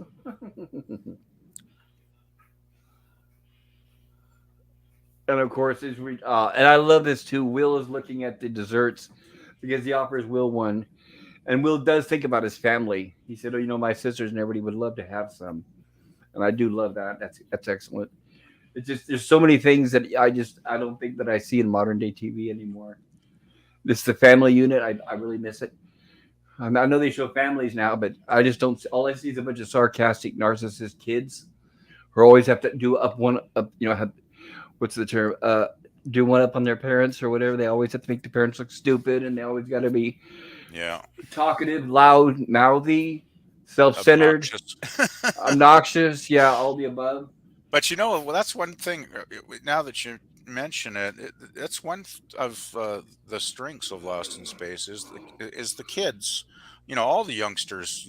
They are very real. Yes, Like I always thought they were very very real. They were like real kids. yes, and they actually do care about each other. They're not stabbing each other behind the back or Well, constantly unless talking down to each other. unless it's like my friend Mr. Nobody, where Will's a little Condescending, a little nasty. condescending. Right, but at least they don't maintain that through every episode. No, thank goodness. Yeah. So here's what Dr. Smith says. Sure, you can go ahead and take it back to the Jupiter too. Ah. And here's what's funny is he asked about the machine, and Will even says that yes, he told them, but Don said that Dr. Smith probably won't let them use it. So you notice how they could easily Don and John could have said, "Screw this, we're gonna go take that thing from him. We want that. We can fix the ship. We could do this, do that. We could replace the food that he killed our garden with." But they don't. They decide not to go and take it from him. well, They're that's not, they're not because thieves. not Don now. The father there, John. he John, there, he was skeptical about it because nothing you get in life is free. It always comes at a cost. Yes, and I love that Yeah. too that he says that, which is true. Yeah. That's See, what I we were thought, mentioning earlier. Yeah, it was like the Aesop's fable. yeah, I was That's a expecting- wonderful line. That's the moral of the story, really. Is Yeah. if it's too easy, then maybe it doesn't have any real value, right? Yeah, when And you that, have that kind of magic, you don't want, there's just no end to what you want.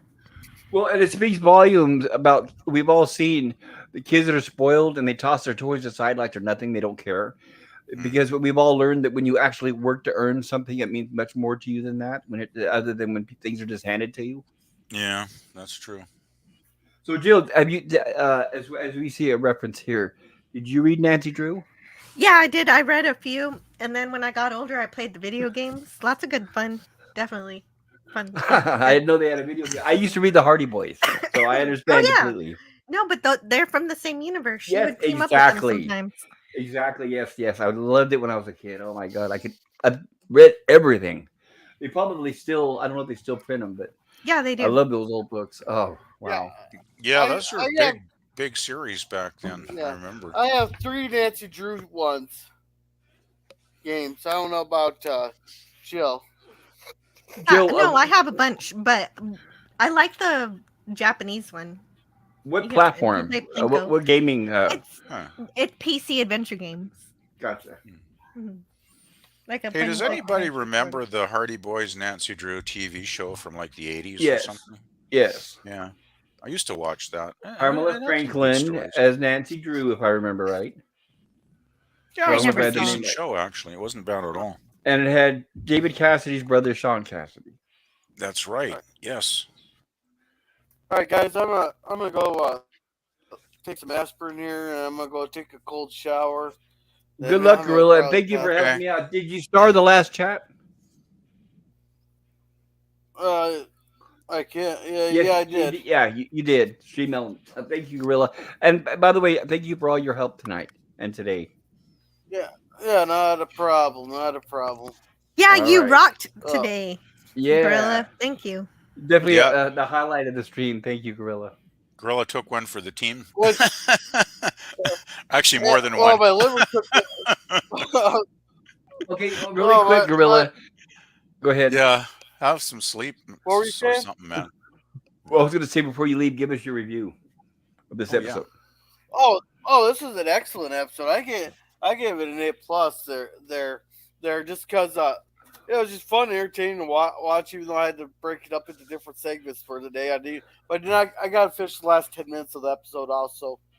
But I do like the aspect how I still don't understand how everything went bad for him on the, like, I gotta understand the food, but I don't understand like how the dress went bad with the regs, and stuff. But or like what happened to the food stuff that they ate in their stomachs? Did that go bad in their stomachs? Yeah, the Yeah. episode doesn't really say, but you can make some guesses. It's almost like Yeah. magic. I Yeah. kind of thought about that too. Like, man, those apples might have not been sitting too good. Right? You think they would, when they're looking at the bowl of fruit, they'd be saying, "I don't feel so good. My stomach Yeah. really hurts. I've Exactly.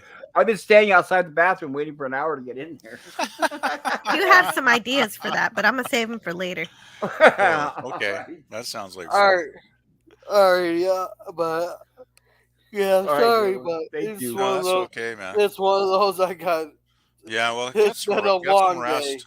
Get some rest. Have a good sleep and all Yeah, that thank stuff. you, Gorilla. Yeah, good night, Gorilla. Yeah, I night, gotta Gorilla. highlight one of the best chats we have right here. I'm kidding. Yes, I completely agree. Yes, agree, please everybody. subscribe. That's cool. Please Yes. subscribe to Gorilla's Random Thoughts. Yes, everybody. Hey, Thank you might get some more drunken streams. Uh-oh. All right. No, but Sounds good. yeah, well, Time for free. I think I'm starting up the random thoughts with Gorilla again.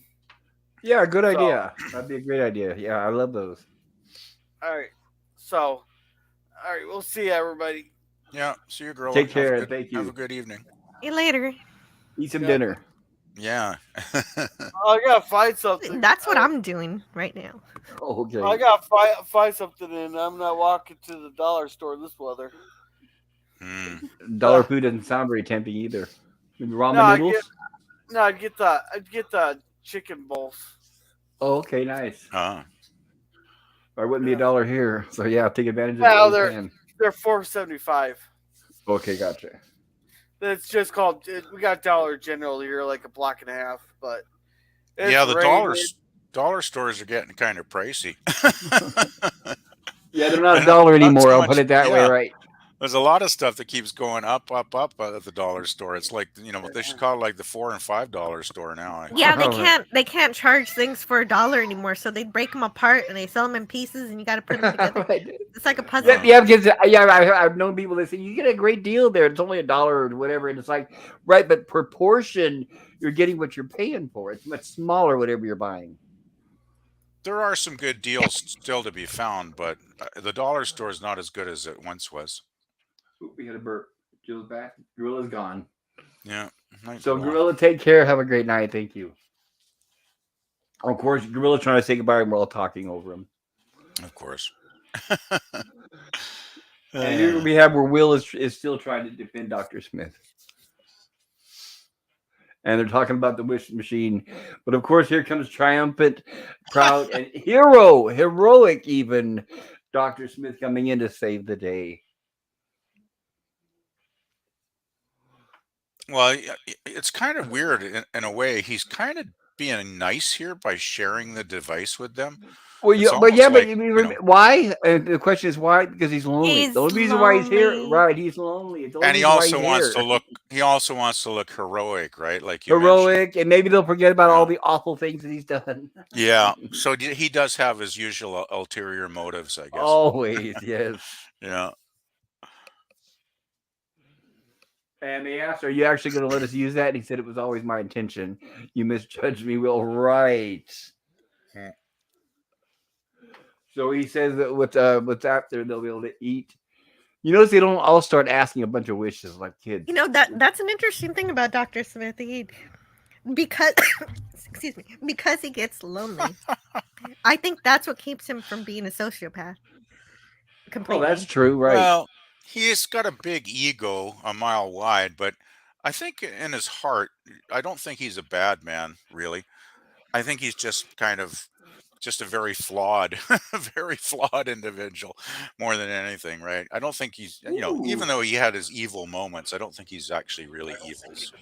Hail, hungry boy. Oh, somebody's got an echo going. Hello. Good to I, see you. How are you doing, hungry boy? I've got a bit of laryngitis, but Gorilla's been doing really wonderful, so I'm not going to talk much. But if you guys want me to read the chats, so he can't do it, then I'll do that, and that'll keep the stream rocking and bopping, and you guys can just keep saying the wonderful points of view you guys got over the episode. Okay, So well, sweet thank of you. I you. appreciate Yeah, it. sounds good. Well, how about we start with this one? What does this person have to Only say? if you're not your throat isn't hurting too much. Well, this Yeah. episode is very important to me, and Pop is very important to me. So I want to do what I can, and let me tell you, if I get too croaky, I'll bow out. Okay, Jill? Okay. Thank right, you. so- Yeah, sore throats are never fun, that's for sure. Oh no. And Yeah. I've lost my voice too many times. But okay, this is my own stupid bloody comment. A lot of what's going on here at the beginning with the wish food is also correspondent to Faust by Goethe. Ah, So Oh. that's just basically about the fact that if you have a wish for the wrong reasons and you're asking for that wish from the wrong source, it's going to go wrong, and that's where we get a whole bunch of and Pop will know what I'm talking about, the Wishmaster series, Oh yes. and the Which is Leprechaun. actually pretty good, actually, everybody. At least the first couple, 2 or 3 movies. Well, I was trying to think magic because that's how the episode presents it, but I was also thinking replicator. Well, well, that's it's true. kind of technology for sure, but it does have a magical, quality to it, I suppose, right? That's very true. And Jill brings up an important point. Oh God, I'm gonna lose my voice today. Where this also in science fiction, going back to the late 60s, the notion of cloning something meant that a lot of the molecular stuff was going to break down and it wasn't going to work out. It was going to be an awful situation. Hmm. Well, sure, that happens in Stargate SG-1 too. There's a race of beings that clone themselves, and their DNA degrades with every generation to the point where they're going to go extinct. Exactly. But to be fair with this episode, it is very much the idea of someone perverting the gift of being given a wish, and that's, as we know, that's going to come out. But it's going to be subtextual. It's going to be horror movie, and this Pop knows it's going to be very, very Mario Bava, Black Sunday, 1960. Oh yeah. Oh yes. And Yeah, well, what's funny is Dr. Smith is like a child in this episode, learning just like Will. hmm. Yeah. You think an adult would not be like this, but Dr. Smith needs a lesson just like a growing boy, apparently, at this point. Yeah, well, that's the thing. I Does mean, it there do is any that good? element, No. right? Right? Does it There do is any that good? element No. of selfishness, I suppose, in the plot line where, the Smith in particular is, kind of, using the machine for his own purposes. And think maybe the machine kind of senses that in a way. Well, it actually does at a certain point. There's a certain point as we will see a certain wish is what really pushes it over the edge. Oh, yeah. And Which is so why it goes bad, yeah. will Dr. Smith learn his lesson? Yes. And what will it take for him to learn his lesson? I think he partially learned his lesson, Jill. I would say he partially learned his lesson, as we learn through later episodes in the series. And what does Hungry Boy have to say here? Oh God. False wishes yield false results, as we will learn later. Because basically, I mean, I don't know about you guys when we got to 3/4 through the episode, but I thought this as a kid, and I thought this as a young adult, and I think this now. The wish machine that's coming from this alien technology is meant to benefit other people, not benefit the self, and I think it's not going to work out. if you just try to benefit the self. And I think that's what's going on in this episode to a large extent. Well, that's why everybody's wishes ultimately fall apart, literally, right? Dr. Because Smith lured them into being selfish instead of wishing for yeah, what was better for everybody and maybe other creatures on the planet, because we already know there are many other creatures on the planet. Yeah, and even when he definitely. does come back and he's pretending he's being altruistic, he wants another Jupiter 2 for something that he wants, which is to go back to Earth. Uh-huh. Right. Good point, Jill. Yeah. Right, and production note, that's the actual shooting miniature that they used for this scene. Cool. So anytime we see where the Jupiter 2 is flying through space, encountering adventures, that's the actual model. Right there. And that's a camera effect. The force focus, where from a distance it almost looks like a full-size ship, and not till they approach it, you see that it's a miniature. They use this as a joke in Top Secret, where you see a phone, and the Nazi behind it walks up to it, and you see it's a giant phone. So they kind of played with this effect here as a joke. And the value of that model right now, oh my goodness. Yeah, it's actually pretty tiny, isn't it? Wow. 3.5 feet, I think, 3 feet. I always pictured a little bigger than that, but oh well. They had a few of them. They had a few different sizes, but that's one of the main ones you see with close-ups. So it's kind of like the Enterprise, and they had a few different versions. Yep. Well, the thing that's really shocking is you look at the quality, the visual quality we get from the models in this show, and then you look at a film I'm not going to diss, but The Black Hole by Disney, and the ship in that was 12 feet long. But look at look at the quality we got here for the size of it. That's just craftsmanship matters. Hand painted and everything, yes. Hand painted. Well, especially in season 3, when they have more episodes where they're actually flying around in space in season 3. I mean, the Jupiter 2 looks awesome in season 3. Like, there's some really great sequences. Well, right, like in the second or third episode where they crash landed on the planet. This is the same model they showed passing between the peaks and everything that crash landed. Yeah, isn't it the one where they land on Earth and they actually land, like the landing gear and everything? Yeah. It's so cool. That brings up something we're going to look forward to Jill's reaction for, which is the lander from Jupiter 2. Like, that comes in too. Yes. And when we have the awful blob creatures that are conning people, and I'm not going to give spoilers for Jill, but we're going to have some blob creatures that are conning people. Sounds like something from Doctor Who. Jill, don't say that, please. My voice is too rough to laugh too much. But thank you. It is, but Doctor Who is wonderful. Please don't diss Doctor Who. Well, I didn't. No, I didn't. It's happened more than once. It is true, but please don't. Well, Doctor Who was working on a pretty limited budget, so you got to give them a break, right? Like, they did the best they could with what they had, basically. Oh, no. Yes. Well, no, even the 2000 series did it. Oh God, Jill, the 2000 series had a budget of over 100 times the 1960 series, even adjusted for inflation. Yeah, the blobs in that one, they were sold as like a diet pill or diet medicine, and little pieces of fat would come off of you, but they would become little aliens. So eventually, the person would lose weight. I just want you to watch the old 1960s stuff. Even though the effects are awful. Sometimes I can't handle the 2000 stuff. I just can't. But I'm sorry. No, yeah, Sean Carter. Is it okay if I read the chat for the sake of Gorilla, in honor of Gorilla? In honor of Gorilla. Didn't Lauren Green host a bunch of nature shows? I saw a few. Yes, I think I saw. It sounds familiar. Yeah, I think he did have a nature series at one point. Yeah. Yes, he did. Not to be mixed with Mutual Omaha's Wild Kingdom with Marlon Perkins. Marlon Perkins. Oh, I remember that show. Right before The Wonderful World of Disney on Sunday night. Perkins was kind of a legend, wasn't he? He was pretty hilarious in his own Now way. my assistant Bob will stick his arm down. Right. Will stick his arm down the throat of the alligator. Yeah, it was a fun show. We don't know what's happened to Bob. We'll get back to you. But they were pretty groundbreaking for their interaction with animals and catching that on film. It was kind of ahead of its time, I guess. Yeah, they were even tagging them and all that, and tracking them and all that back then. So it was kind of cool. It was a good run-in. By the way, another thing, you could tell it was family hour. You could tell it was family night. I mean, there was that in the wonderful world of Disney.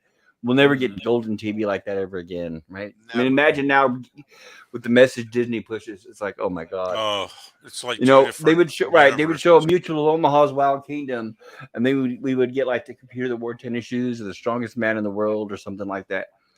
And nowadays, Pop, they would dig up the corpse of Marlon Perkins just to kill him again. Right.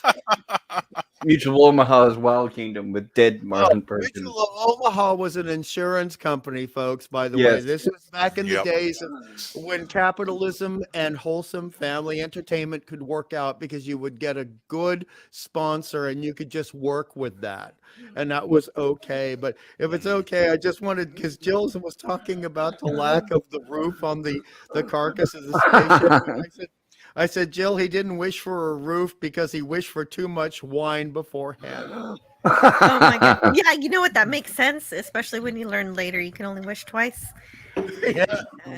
So, Pop Culture, did you say the computer that wore running shoes? The computer that wore tennis shoes starring Kurt Russell. Kurt Russell, yeah. That's a wonderful, heartwarming film. That sounds fun. He played Dexter Riley in a college, and they made a series of movies, comedy fantasy. Like one of them, he's the strongest man in the world. One of them, he's like the fastest, and it, really good establishing career for Kurt Russell, who will come up later, by the way, in an episode of Lost in Space. Well, he got his start with Disney, basically, didn't he? Yes, he did, as a child actor, and then eventually Disney. And rumor has it that the last dying words that Walt Disney had in his deathbed was Kurt Russell. Well, so he was pretty take that what you will. I think, because he featured him in a lot of stuff back then. So yes, he did. And they made a series of movies with Kurt Russell. And a note, I'm going to make a note of if any of you guys are old enough, like I am, to remember. Joe Flynn, who played the dean, he had the thick birth control glasses that was on McHale's Navy. You know what I'm talking about? God. I remember that. Okay, he had like a dry humor. You know what I'm talking about, right? Yes. Yeah. He was mugged. They broke his leg. It was in a cast. It was in a cast. They found him at the bottom of the swimming pool. Oh no. Yeah. Hollywood, I hate to say it, is just cursed. It's just a cursed, awful place. Some of the stories are kind of weird. It's like, I always, even for years, I thought, why would he get in the pool? Did somebody push him in? Did he fall in? Why would you get in the pool with a cast on your leg? It sounds like a murder scene almost, really. Well, what happened was, he was actually coming on, and there's interviews you can still find on YouTube. I actually looked it up. I should have done a video where he's actually threatening like the mafia and stuff, saying, I know what's clearly going on in Hollywood. I know who's and who, and I'm going to talk about it. Yeah, he was actually doing all that before it happened. Oh, that's not a good plan to talk about the mafia. No, I think it was on Dick Cavett or one of those shows where he started talking about it. Yeah, not the wisest choice. Yeah. No, if you're desperate to tell those stories, you have to make it fictional and change all the names. Well, because the studios back then, I don't know if you guys have ever heard, they used to have what was called fixers. So whenever you had people like Ezra Miller from The Flash screwing everything up, they would go in and fix it. They'd pay off the cops, pay off everybody where you would never hear anything. And they would do that to protect it and not tarnish the studio from whatever actor or actress is under contract. Well, that's why the actors in the golden age of Hollywood, so-called, were, bigger than life, and because all their dirty little secrets got taken care of by the studios, right? Well, but yeah, there's so much control by the studios. They would told them who they could date, who they could marry.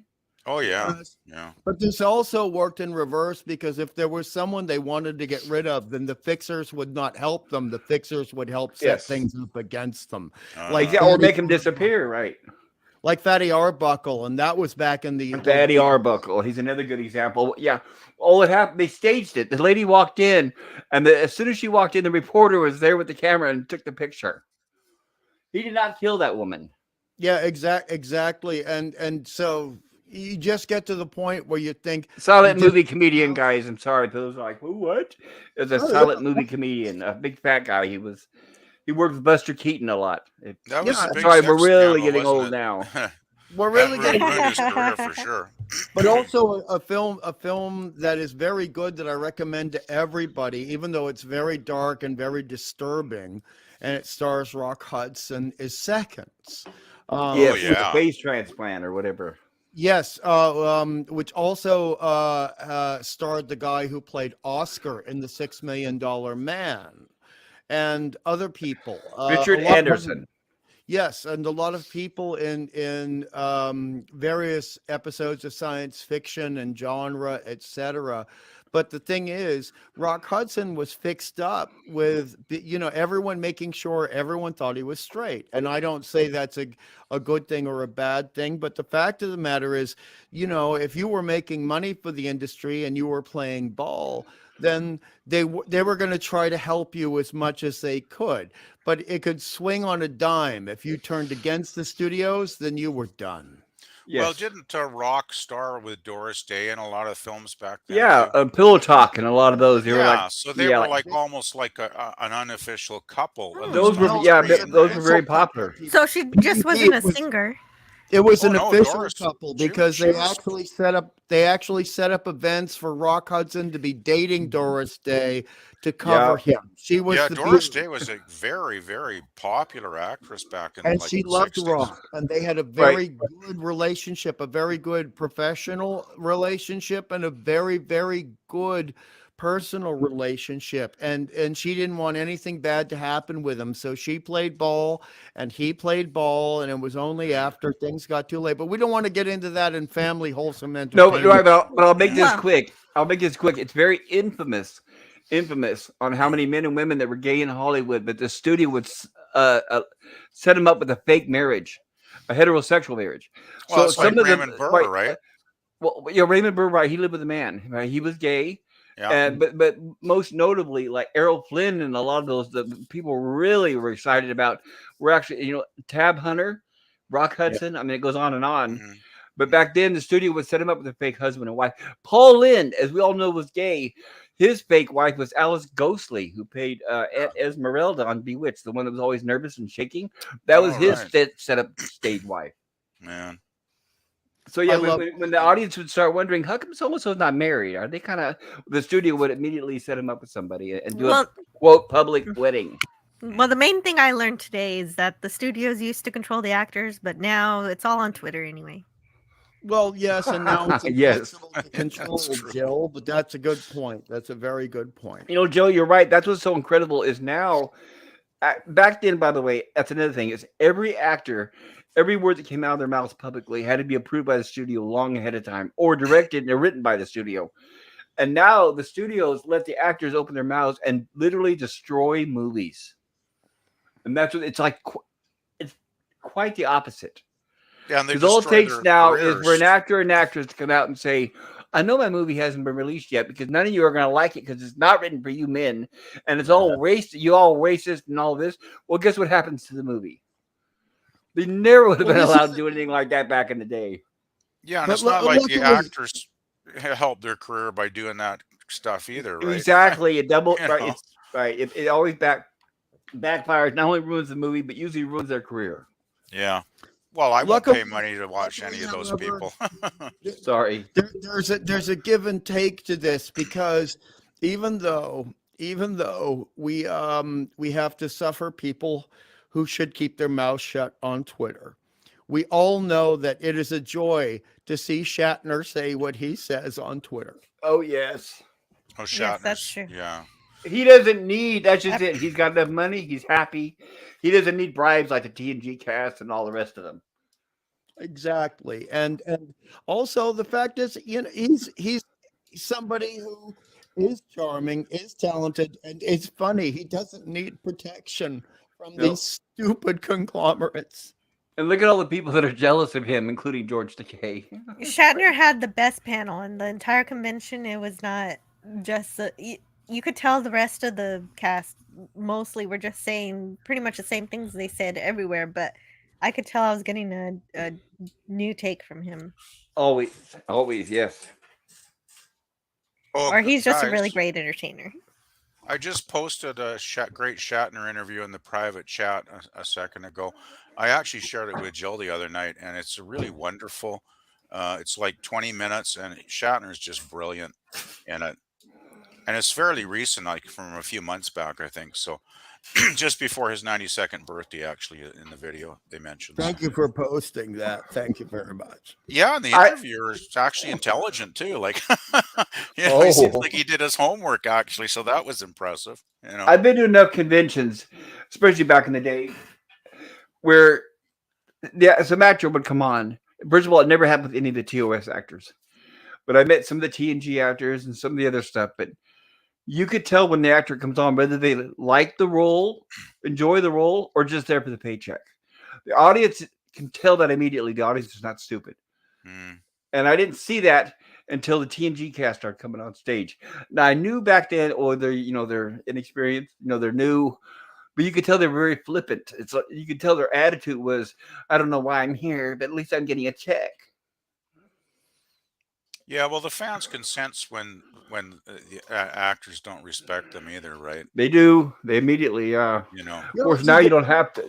You don't this have goes to. back to what Pop and Jill and PvP and all of you guys have been saying for a long time. Look at the still that Jill has provided us right now. These are two actors that are working with technically an inanimate object with an actor inside. And look at how well this is telling the story, even though we don't see it moving. This is beautiful. This moment. I mean, the way that John Robinson has got his arms crossed over his torso, it's not arms akimbo, which is challenging to another man. This is worry and concern. Yeah, This that's is thoughtful. this is Thoughtful, yes, apparent. Yes. thoughtful. And this is not only being a parent, but this is also being a de facto. I hate to say this and get too emotional, but this is also being almost a de facto brother to Dawn. And the concern goes throughout everyone on board the Jupiter 2. Yes, I completely agree. And look at poor Penny here. She's so concerned. I always feel so sorry for Penny. Penny's such a sweetie. So this I was always the like part of the Penny's episode character. I was waiting for. They were going to explain how this wish machine works. What Yeah. causes the thought process to materialize into reality. And are you satisfied with their explanation, Jill? Cannot compute. There you go. See, that's when you do. Okay, that's writing. When the writers cannot come up with the answer, and they say, "I don't know, just put can't compute." That is right there is 100 times better than Guinan. Who's Guinan? What powers does she have? Where is she from? I don't know. Just ignore it. On to the next episode.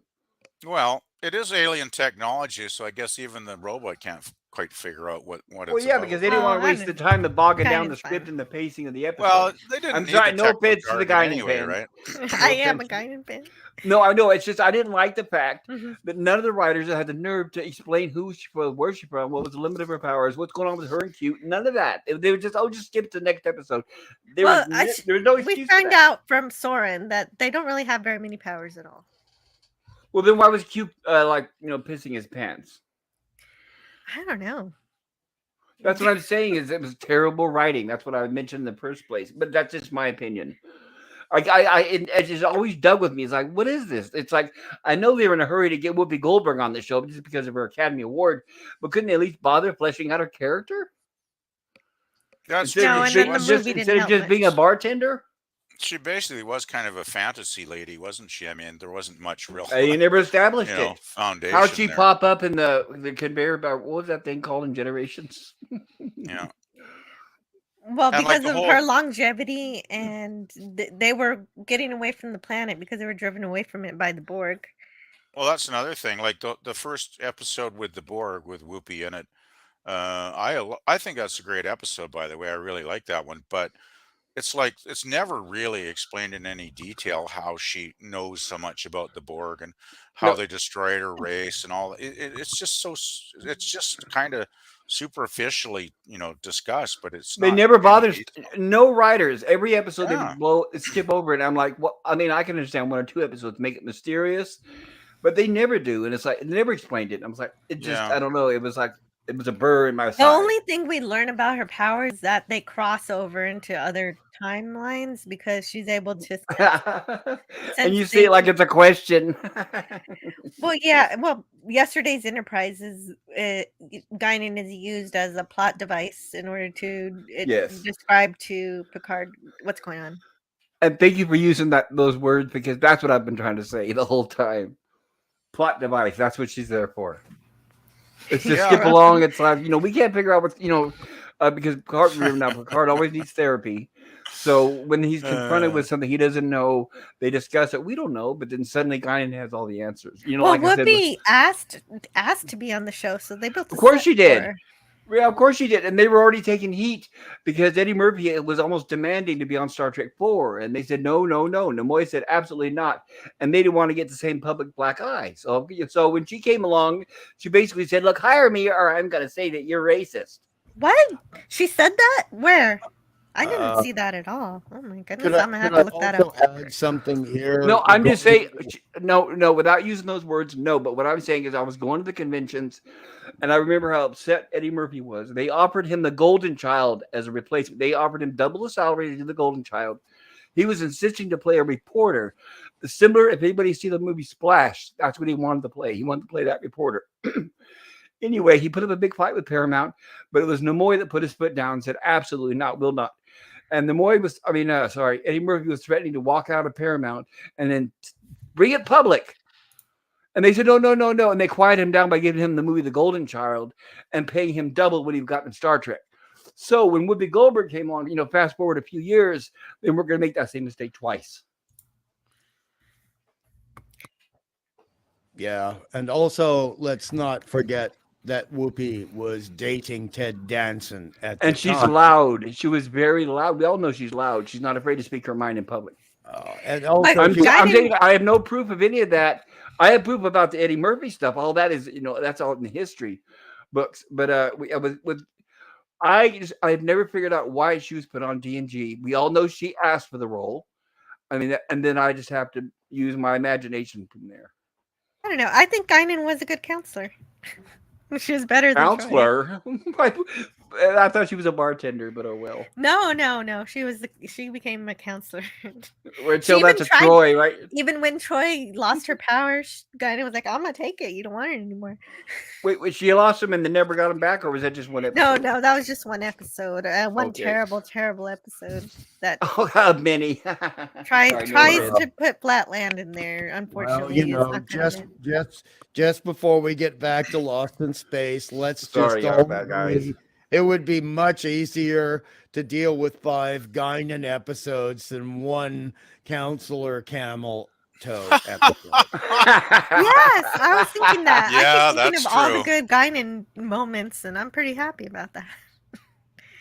So, Yeah, however she got it. Well, remember how William Shatner used to always say, I want that line. I want that line. And when Whoopi Goldberg was reading the script saying, oh, I want that line. I want that line. I want that line. And that's why she ended up solving all the problems. Mm. Possibly, yeah. That's how she became the better counselor. Yeah, because obviously, as far as Hollywood's concerned, she's had a lot more clout than whoever played Troy. I don't remember her name on top. Dana, no, whatever. I don't care. Anyway, Rena Sirtis. Thank you. That's it. Yeah. And just before we continue, I will just say that the Counselor Camel Toe of Lost in Space is the bloop.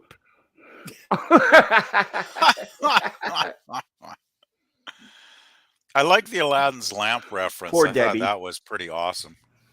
And I like that too because that's a direct reference to kids to give them the idea of what's going on in case they don't understand what's happening. Oh, totally. Without insulting the audience. Yes. Totally. Yeah.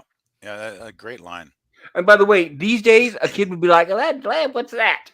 This was back in the day where people knew what Arabian Nights was and all that kind of stuff. Not my kids. They watch Aladdin. Oh, well, good. We saw well. That's right. I forgot there was a different kind of Aladdin, wasn't there? Us old guys, when it was Generation X, and pardon my voice for getting rough, we saw the Fleischer Popeye cartoons. Oh, those are great. I love those. Yeah, those are Salami, awesome cartoons. salami, bologna. Very, very good Yeah, and they're stuff. bringing the Fleischer Superman cartoons in high definition Blu-ray. It's like, oh Nice. goodness, how that must look. Those The are brilliant ultimate, the cartoons. ultimate Superman, right out of the comic book. They're great cartoons. They're Yeah, they awesome. still hold up. Yeah, Okay, so great where are we here? animation. Oh, I should have. Oh, I think I just. Yes, I did. Hungry Boy, can you read this for Hungry Boy? Oh God. Oh God, the embarrassment. A lot of what's going on here at the beginning with the wish food is also correspondent to Faust by Goethe. Thank you. Yes. And false wishes yield what? False wishes yield false results, as we see later. And I think of all the millennials that walk into a job interview expecting to be hired, expecting a raise within the first year, all this other stuff, right? I'm only going off what the show showed us. There's so many lessons to be learned. It's very layered, like an onion, as they say. It's an old reference, but And Sean said didn't. Well, no, I'm sorry. Am I repeating these? No, Sean. I think we Yeah, some of reviewed- them Yeah, are we did repeating. see these before, actually, I think. Bob. Yes, Lauren Green and his hairpiece did host a bunch of nature shows. Hungry Yeah, Boy says Jill, he didn't. Oh, that's right. Go ahead, Hungry Boy. That's right. I have a co-host that can read chats for us. Go ahead. No, it's okay. We saw this one. We need to move forward. We saw this one. All right. Okay, I'll tell you what. I'll skip the one past the ones that you said. Did we say this one? No. Oh, Jesus Christ. I have to read this. I don't. What the- Gotcha. X-cat, orange, whistling cat, orange, whistling cat, orange, whistling cat, orange, whistling, orange, whistling. I second that without going through all the effort. I never read all of that. Nachi cuts my channel all the time, and I don't even read that. Is that a reference to the orange cat in Alien? What? What is that? That's a Those good are question. emojis. And it whistles? Those are emojis. Oh, they're emojis. Okay. All right. Oh, Yeah, and it doesn't show up in StreamYards, unfortunately. If you look that on makes YouTube, sense you'll now. see it. Yeah, I was wondering. Yeah, but on YouTube you can see it, but on StreamYards, unfortunately, right, it spells it out literally what the emojis are.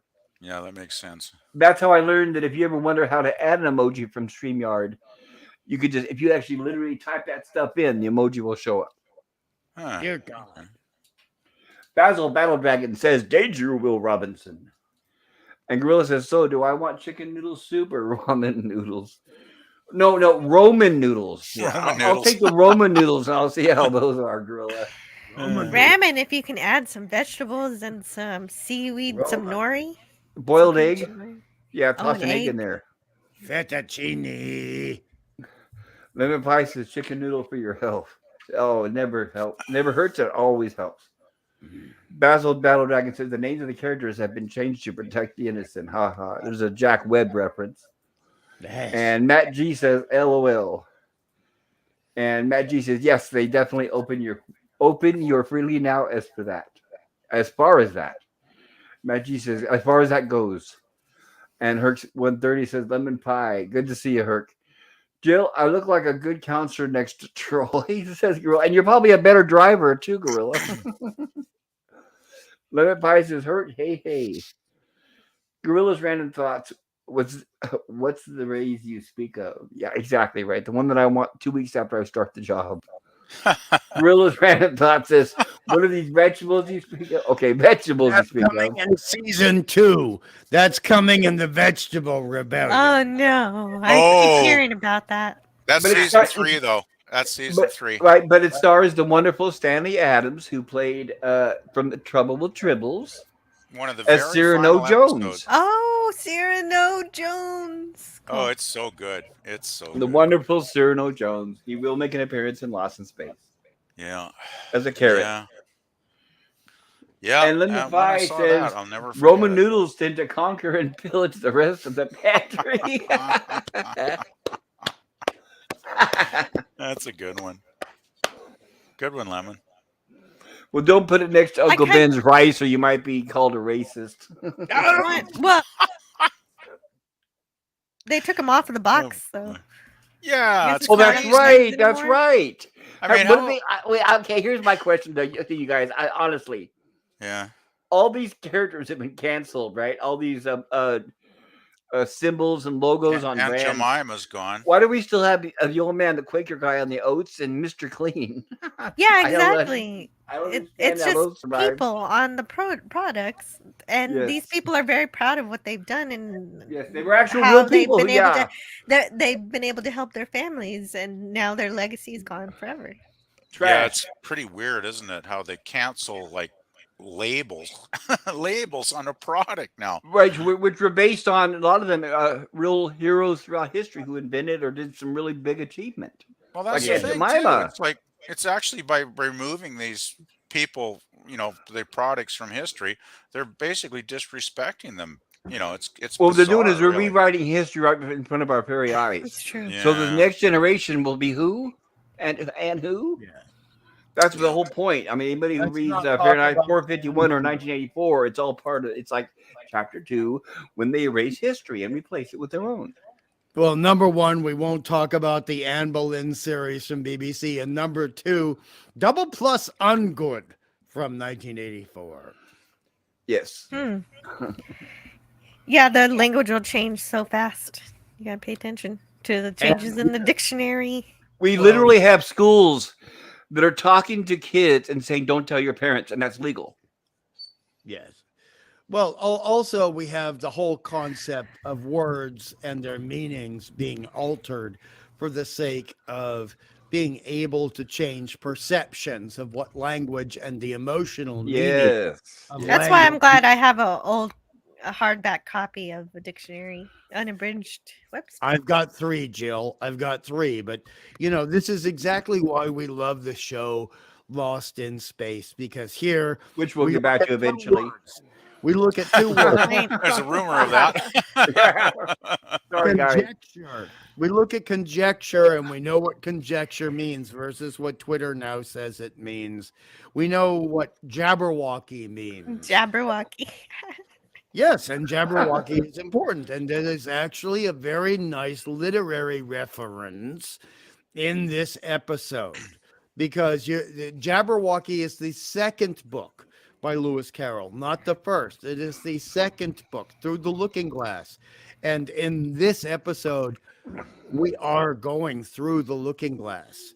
And Smith is being taken through the looking glass, but you do not want to see what is on the other end of that mirror, which also I have to say, maybe it is a mere suspicion or supposition of mine. When we get to the night and we get Oh to yeah, how the abysmally ignorant we are. I love that. Sorry, go Yes, ahead. I love this line too. Well, did you find out anything? Only how abysmally ignorant we are. I need a clip of that. I love that. That's I feel like that every day. I'm learning new things. I know. And Everybody asks, "How's your day going?" Well, I feel abysmally ignorant. Other than that, I'm fine.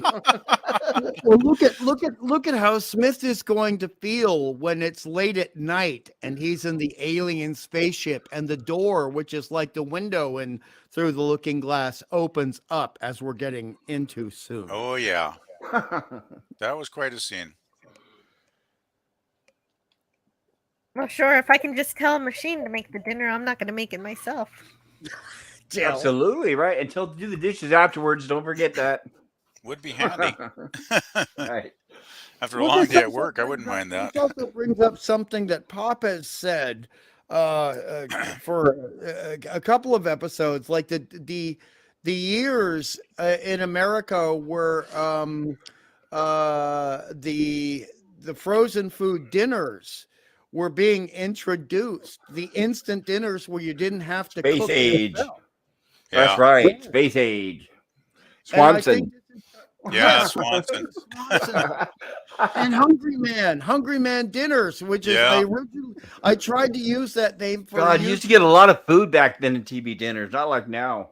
They still Exactly. got those things too. The And Marie Calendar isn't too bad. Yeah, but what I'm No. saying is the portions are really, really small compared to back then. Back then, it was And a the big, healthy quality. dinner. the The quality's quality, the horrible food too. better. Yeah, Yeah, meat, But more this meat. is kind of bringing up the situation that was going on in 1966, where it's like, okay, you don't want to cook for yourself. Maybe you're not a good person. Right. Yeah. Well, By the the way, that's how. 60s. By the way, that's how Joan Crawford ended up dying, lonely in a single New York apartment, broke and eating TV dinners. And she was so Wow. jealous of Betty Davis because Betty Davis was quite the opposite, successful, doing great. Hmm. They actually had a real bitter feud in real life. Well, I'm just going to say before you go on, I got a TV dinner in my freezer right now. I'm going to enjoy later tonight. There you go. Hopefully, it's a hungry man. It is. Actually it's chicken parmesan with a I bunch was of wondering if it was chicken. Those are actually good. Yeah, with corn and baked potatoes or whatever. Usually a brownie that turns out like some odd looking thing. Get busy sometimes, and we've got to use those now and then. Now, every once in a while, you can cook. Sometimes you can use a TV dinner. Or I like the pot pies. I got my frozen No. pizza in the freezer waiting for me, so There There you you go. go. I got a deluxe for it was on sale for $4.99, and I get like 2 meals out of it because it's so big. So And here we have Gorilla's Random Thoughts favorite line in the episode. Thank you. Thank you. This one? Yeah, well, he mentioned it earlier. I don't know if it's his favorite, but Oops, I don't want to mention stream elements. Are we caught up?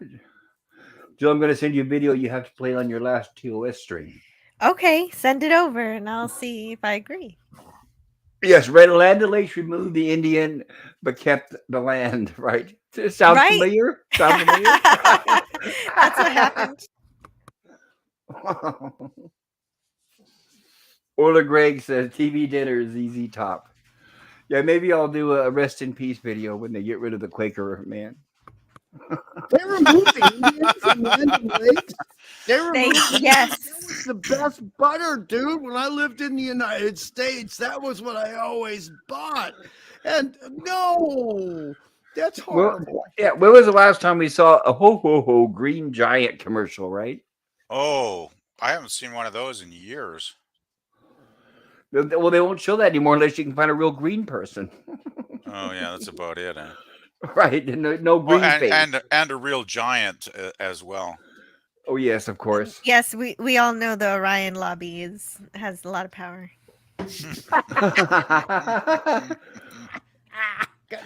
Oh, that's a good one. And a good line here on screen. Okay, so let me hide the chat because I don't want to hide. There we go. Okay, This is so now the we whole are point of the episode. finally though, back isn't to it, the Klein? episode. I apologize, everybody. Yeah. But It kind of sums up the episode in one line, really. Well, it does. It does. He's still cautious, and he can be standing there saying, "I want this, I want that, I want this," but no, he's much more cautious. Mhm. Yeah. And I like Somehow, that. I don't believe that you can get something for nothing. So he knows there's a price to this. But that is exactly what goes back to the Faust myth, going back to the 1600s, where you can't just bargain with something to give you something you haven't worked for. It's not going to work out. Yeah. It's like when you're talking about. Gorilla asked earlier, "Why is it like the clothes deteriorated, the fruit went bad, all that happened at the same time?" I think it's almost like reminiscent of the Midas touch, because like suddenly you lose it, and that's why it affects Yeah. everything around them. But Possibly. my God, look at that hairstyle. Oh my God. But yeah, they finally figured out another design now. That machine they were using in an earlier episode. I Last gotta time they say, were on Judy looks very nice here, I must say. Marta Kristen, yes, who was very beautiful.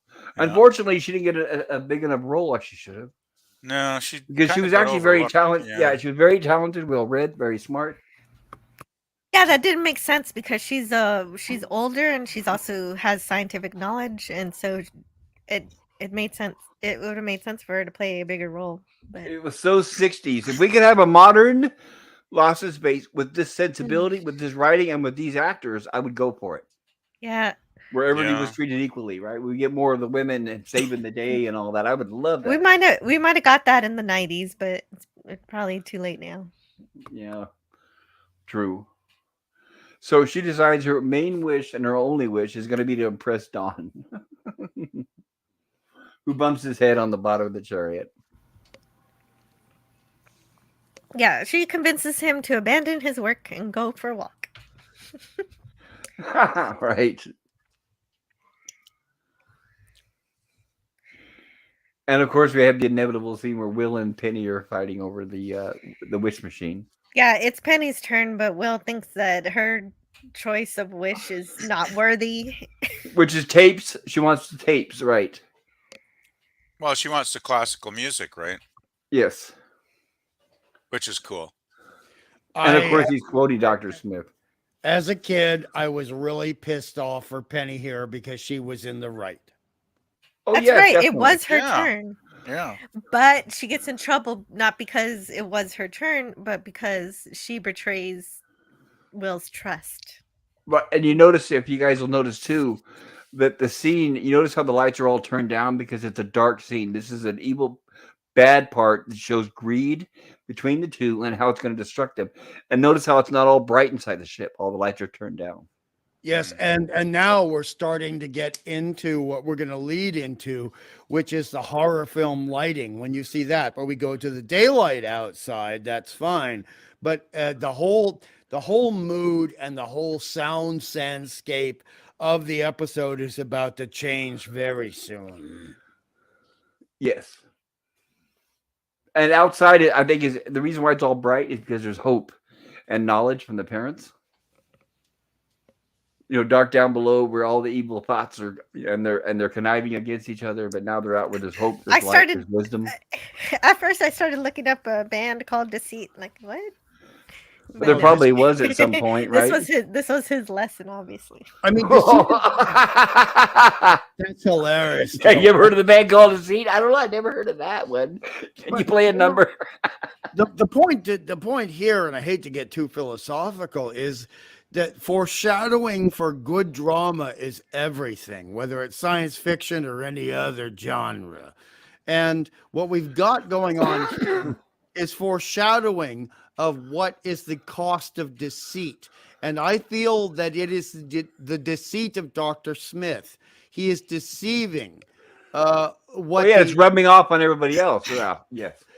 but it's also the deceit of what he doesn't realize is the bargain with the revenant, the undead creature that we're going to meet very soon. He deceived the trust in receiving that wish machine.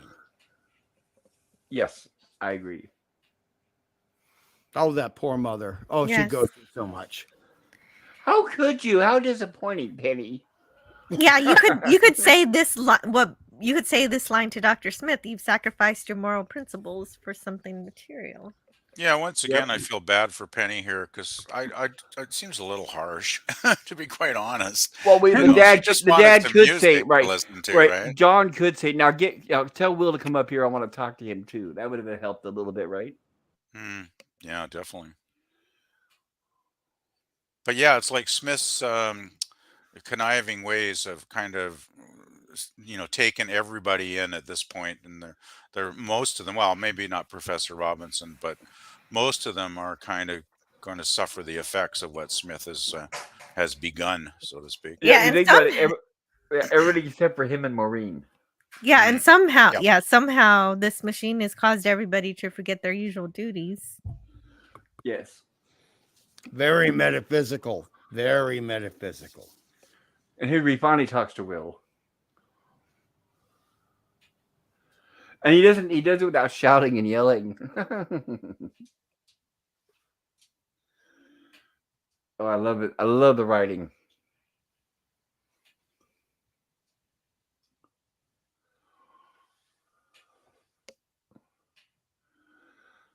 And of course, he tells the truth. They've been getting along well. No, not perfect, but they've been getting along better. I love it. It's basically that thought machine can destroy the family. Yeah, well, it makes everybody selfish, right? Yep, and turn against each other. Well, they just don't know how to distribute their replicator credits. Right. Dad can keep it locked up, and he tells when whose turn it is and all that. Nice one, Jill. And here's Reed telling the robot he doesn't need him anymore. Oh, that's right. He wants the robot to be a servant, and then this is foretelling what happens here because Mm. that's when Professor says, "No, that robot's staying here."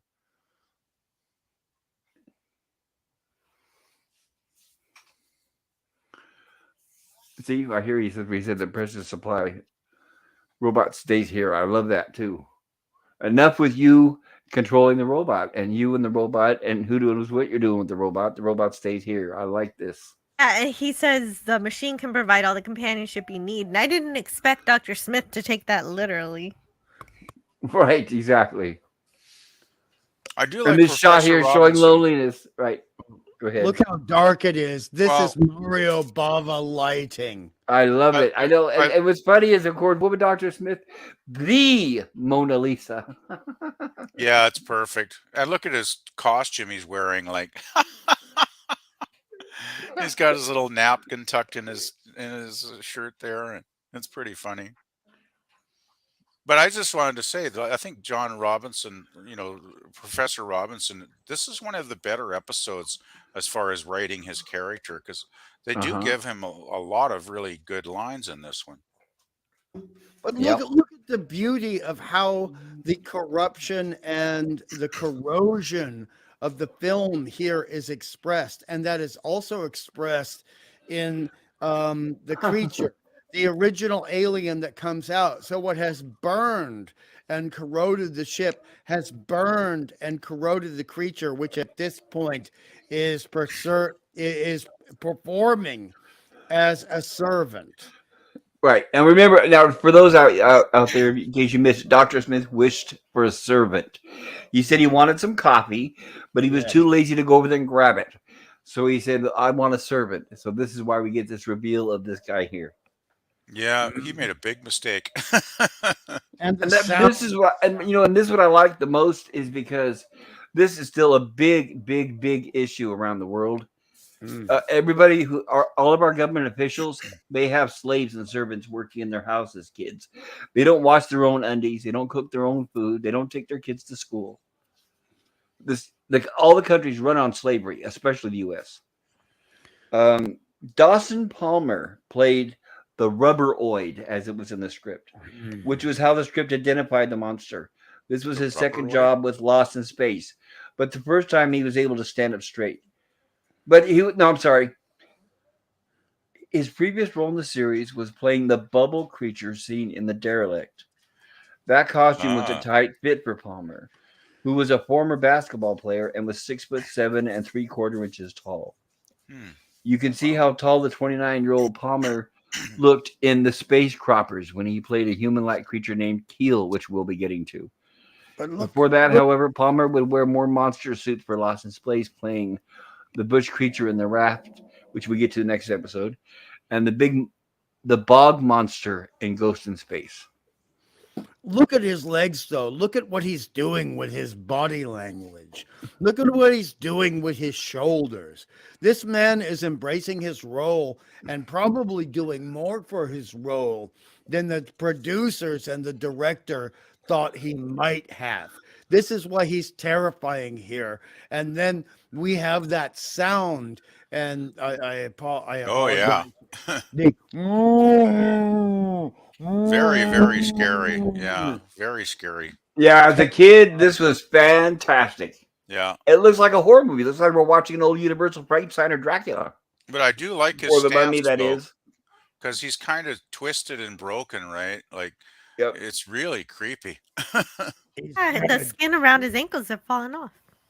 he's an astro, I guess he forgot his leg warmers. astro mummy. He's a cosmic mummy. Come back. You opened the tomb and you asked for the wrong thing from Tutankhamun, and this is what you get. Well, when Smith asked for a servant, he was basically disrespecting this dude, right? And That was the he's going to last pay the straw. price. That was a lot, and that's a lesson. I guarantee you, this right here is why this episode would never be made today. They would never bring this up in a current modern day movie or TV show Well, you've because brought up now it's accepted. Now it's accepted. It's like why are you questioning this? Because back then they actually cared and they remembered what happened, what our country went through, and now they don't want to talk about it and they've twisted it.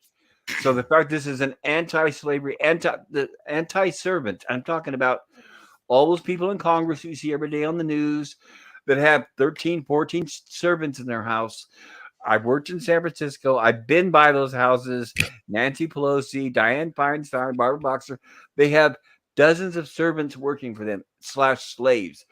Servant sounds nicer to them so they can sleep at night. And that goes exactly into what you talked about in previous episodes, Pop, with the production notes, whereas sometimes we have to ameliorate language in order to get the episode done. So it's said in this episode, the word is servant, but we know it Well, he really. says slave. That's what I was waiting to see if he was going to say it because I couldn't remember. And he does. John Robinson does say slave. I'm thinking, yes, Yes, it that's is what they Ed would. once. But they Mhm. would definitely not do that now. Definitely not. No way would they do that now.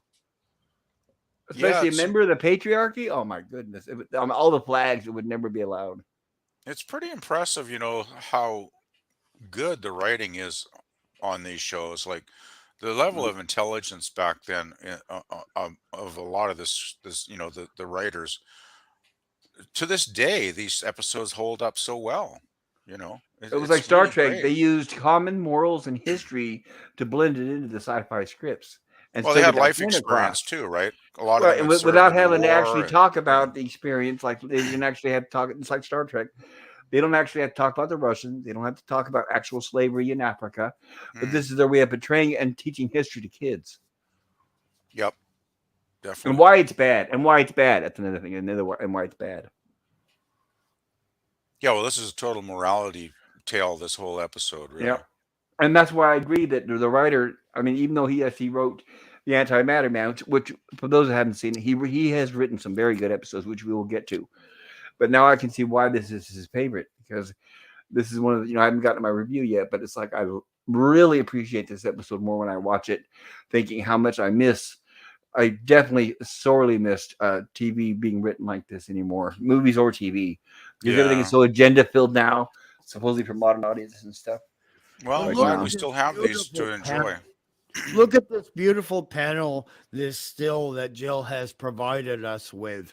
The division in the middle of the technology of the Jupiter 2 between John and Maureen, but their hands bridge that division. They are holding hands over the false food. This is beautiful visual subtext and metaphor that despite the division the situation is providing, they are a family. They are man and wife, and they will supersede this problem. It's yep, great symbolism, really, isn't it? it is. I'll be right back, guys. Oh, shit. Sorry, I talked too much. No, No, it's that's okay. fine. No, No, it's okay. I like listening to your And comments. I love this part where we start finding out that the things brought forth by the thought machine have a bit of a half-life. They degrade over time. Mm, And so I feel like I love that this is a common trope in magic, but also in science, in physics, that matter is neither created nor destroyed. So that Yes. in order to create matter, one thing needs to be transformed into another state of matter. So, for example, a muon will decay into electrons and neutrinos. So, in order for this machine to work, it has to get the matter or energy to make the uh, objects it does from somewhere. So, it makes sense that as more wishes are made, the older items are disposed of so that it can continue its magic. So well, it makes yeah, so it makes exactly. sense that it has this kind of limit and it is a temporary thing. Well, it's basically entropy what that we're seeing here, right? You know, Yes. And things fall apart. and so from the magical perspective, there are also in Harry Potter there are several summoning spells that only conjure items for a few hours like gold and other items like food before it Mm, disappears because matter cannot be created from nothing. Well, I'm really mm, glad you brought that up, true. Jill, because when we're looking at this episode, because I like it when you and Padre and Tony talk about fusion, I would love to get their perceptions over how does this mechanism work? How does this science actually work? Because you can't give up something for nothing. You can't get something for nothing. There's got to be some form of transference. And how is Yes. the transference working? Does not compute. Nice one, Jill. Nice one, Jill. Does I'll give the not. writer credit though for even attempting a story like this. Oh, the dress, Oh, the dress. Yeah, it's not looking so good now. Oh, this her. No, this is like when Cinderella and her stepsisters tore up her dress. Yes, Yeah. agree, Jill. I am a Penny fan, but this for Judy, this really killed me. This was awful. And look at her Yeah. hair. She Look how lost sad her she good is, too. haircut. And she's She's so just wounded. heartbroken. Oh, all she wanted was to go to the prom looking beautiful, and now look at what happened. Yeah, she just wanted a nice dress to impress Dawn, basically. We knew that was going to happen. And of course, old Smith. Well, meanwhile, back at the Smith. Meanwhile, back at the Smith Ranch, and yeah, oh, look at the beautiful body language of Dawn. Look at how that is subtext. I mean, oh, boy, the body language here, the actors did such a good job, just like in the original Star Trek. I mean, Don is a butthead. We must admit he is a butthead. But the fact of the matter is he cares, and that's the core of his buttheadedness. Well, think about it. He's a good counterbalance to Professor Robinson. Yeah. Yes, but he does Right. care. They play off each other. But Dawn's body language, to me, says total frustration at the situation, right? Well, he's a mechanic, and it's Professor like- no, Robinson is a scientist. But it's like Dawn is PO'd. Yes, He's not impressed with what's going on. and he's not afraid to let that be shown. right? Exactly. Yeah. Very good He's acting blunt. choice, actually. He's Go not ahead, afraid. Jill. Sorry. You were gonna That's say? it. No, he's honest. But look, and also, See, once the again, wo- he speaks for the audience. and look at how they constructed it with a placement. It's called blocking in films. Blocking is when you place the actors in a certain way with certain body positions against the set and the props. Look at the way they are blocked against the lighted consoles of the Jupiter 2. It tells everything, and the empty blackness in the windows behind, which are going to become very important visually Right. in about 10 seconds. Right, and notice nobody mentions, well, what happened to the big hyperdrive and astrogator that stands right there in the center of the Jupiter 2? I guess you just roll it off set when you want to play cards. And yeah, so Dawn is honest even when and doesn't worry about ever having any tact at all. So the bad penny always turns up. Yeah, I do appreciate Dawn's honesty, really. I mean, that's probably And of his course, best Dr. quality. Smith, like a child, help, help, help. Once again, just like like the sky is falling. It's always the sky is falling, just like the last episode. And of course, the first thing that's suspicion is something that Dr. Smith did to get himself into this. And he flips on the force field for the Jupiter 2. But the walking, the way he's got his legs, and I think this is a supposition, Pop. I think he was using that leg walking motif, very similar to similar as people who had suffered polio in the 50s would use their legs in braces. Oh, I've It known looks- 2 people that had polio. Yeah, they had to have their feet and toes broken just as part of the healing process. It sucks. Ouch. Braces? Do you guys remember braces? Oh, Well, I remember my mom when she was a kid back in the 30s, right? And she had friends that ended up in iron lungs, because of the whole polio thing back then. So, I heard firsthand from my mother that it was a bad, bad well, time yeah. back My then. stepsister was born in the 60s and she got it really bad. I don't understand why. We had a cure for Wow. it by then. And I Donna, guess yeah, polio is it pretty well was eradicated terrible. now, isn't it? Thankfully. I think This so. creature Yeah. is walking the same way that people with polio braces on their legs would walk. So that would be terrifying to Right. people And in for the modern 60s. audiences, just see Forrest Yeah. Gump, right? Forrest But Gump yeah, but reference. that's I know. I was bullshit. gonna say run. Run, Forrest, run! Run, Forrest. Good for you, Forrest. Nice one, I Joe. another thing I find really scary is the way he holds his hands out. He extends his arms like he's coming for, for revenge. Well, it's a I good use found for that his very, size, very right? scary. Considering he was over 6'7", it's a good use of his size. It makes him look very slender and long. His arms and Yeah. everything. He's This is very, years very before frightening. Slender Man, right? Which became an internet fad.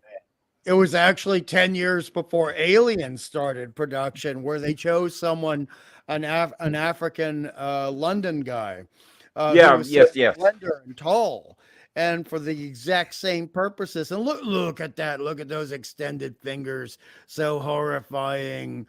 He says. It's very creepy. Yeah, and I like how in this case he's just saying, "Give it to me. Give me that thing." Give me that back, you bad boy. Yeah, he just wants it back because they didn't use it properly, so they don't deserve to keep it, and he wants it back. Yeah. And a fisheye lens. Very rarely did you see a fisheye lens being used in television at that time. But when those fingers are extended, it's a fisheye lens and it makes it look horrible.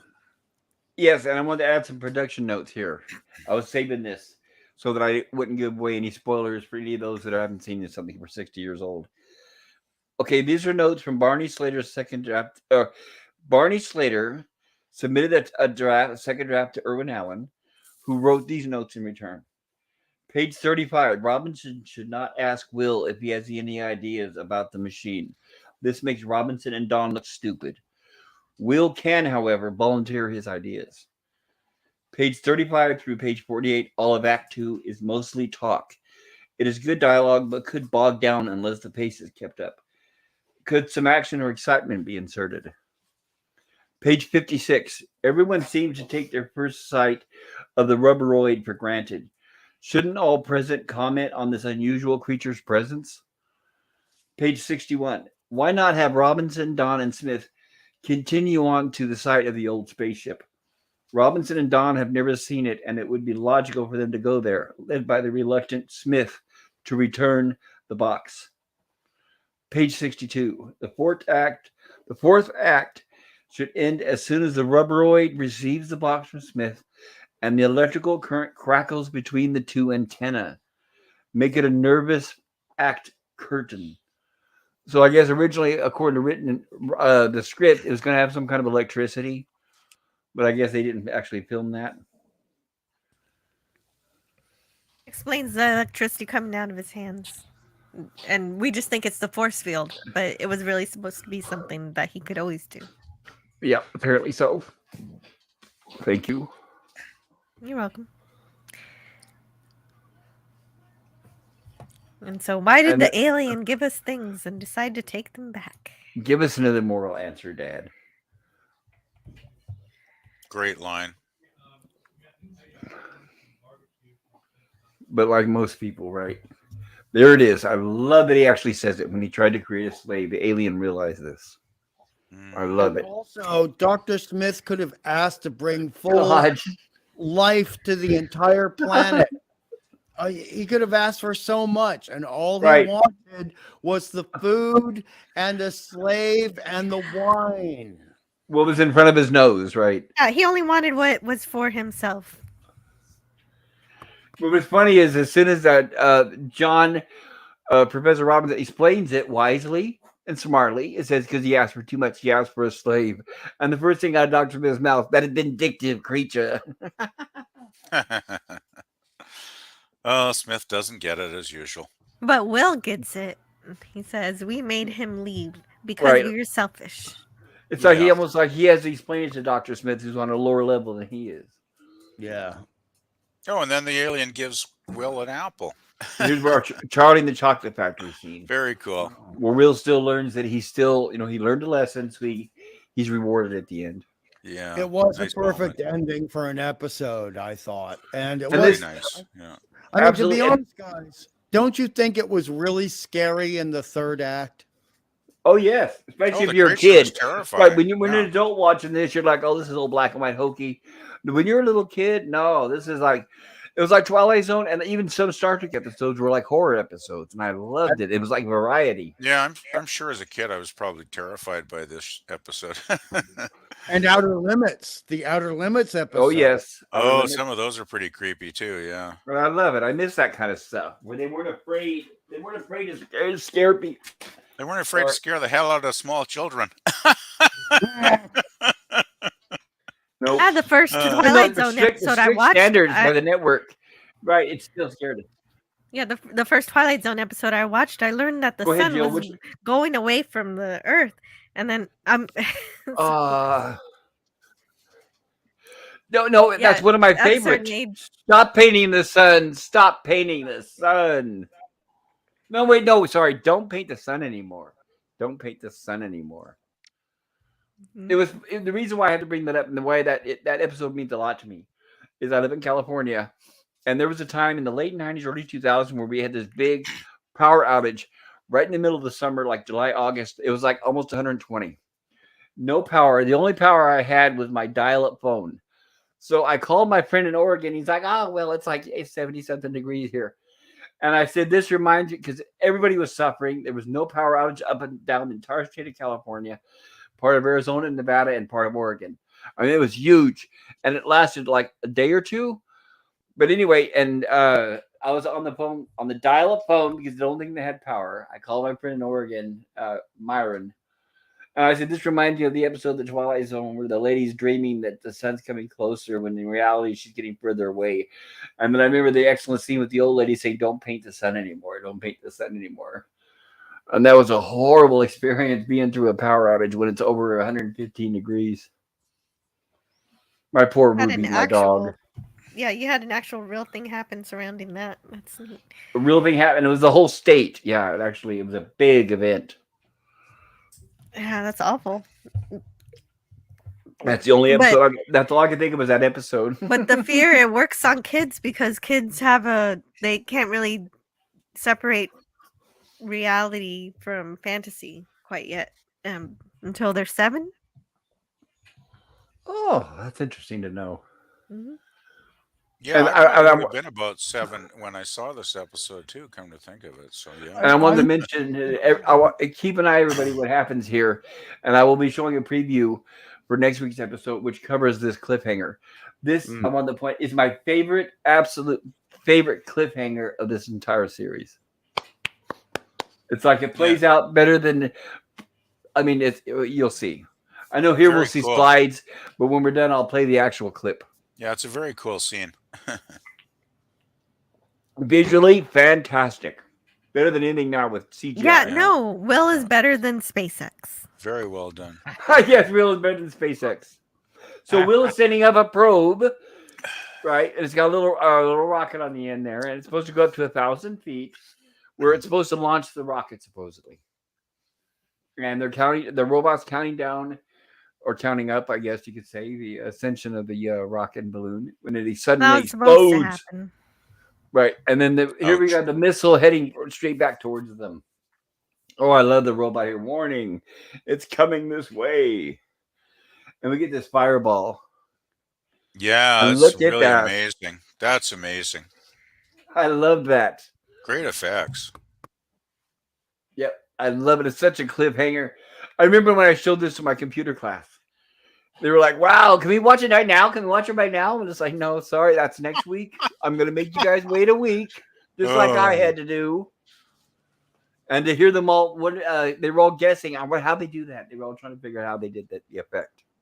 And one of the wonderful things about these cliffhangers is that they were using a font from the 1890s up until the 1911s, Yes. which were also used in the Wild Wild West later Wild on. Wild West, right? Well, because it's like frontier in space here. But you're right. It's like Wild Wild West. Another show that I could go on and on about. Well, they It's are basically a pioneers, I Western guess, James right? Bond, everybody. If nobody's ever Wild heard Wild of it, it's West. like Yeah, I love that thing. show. That was Wild James West. Bond comedy twist.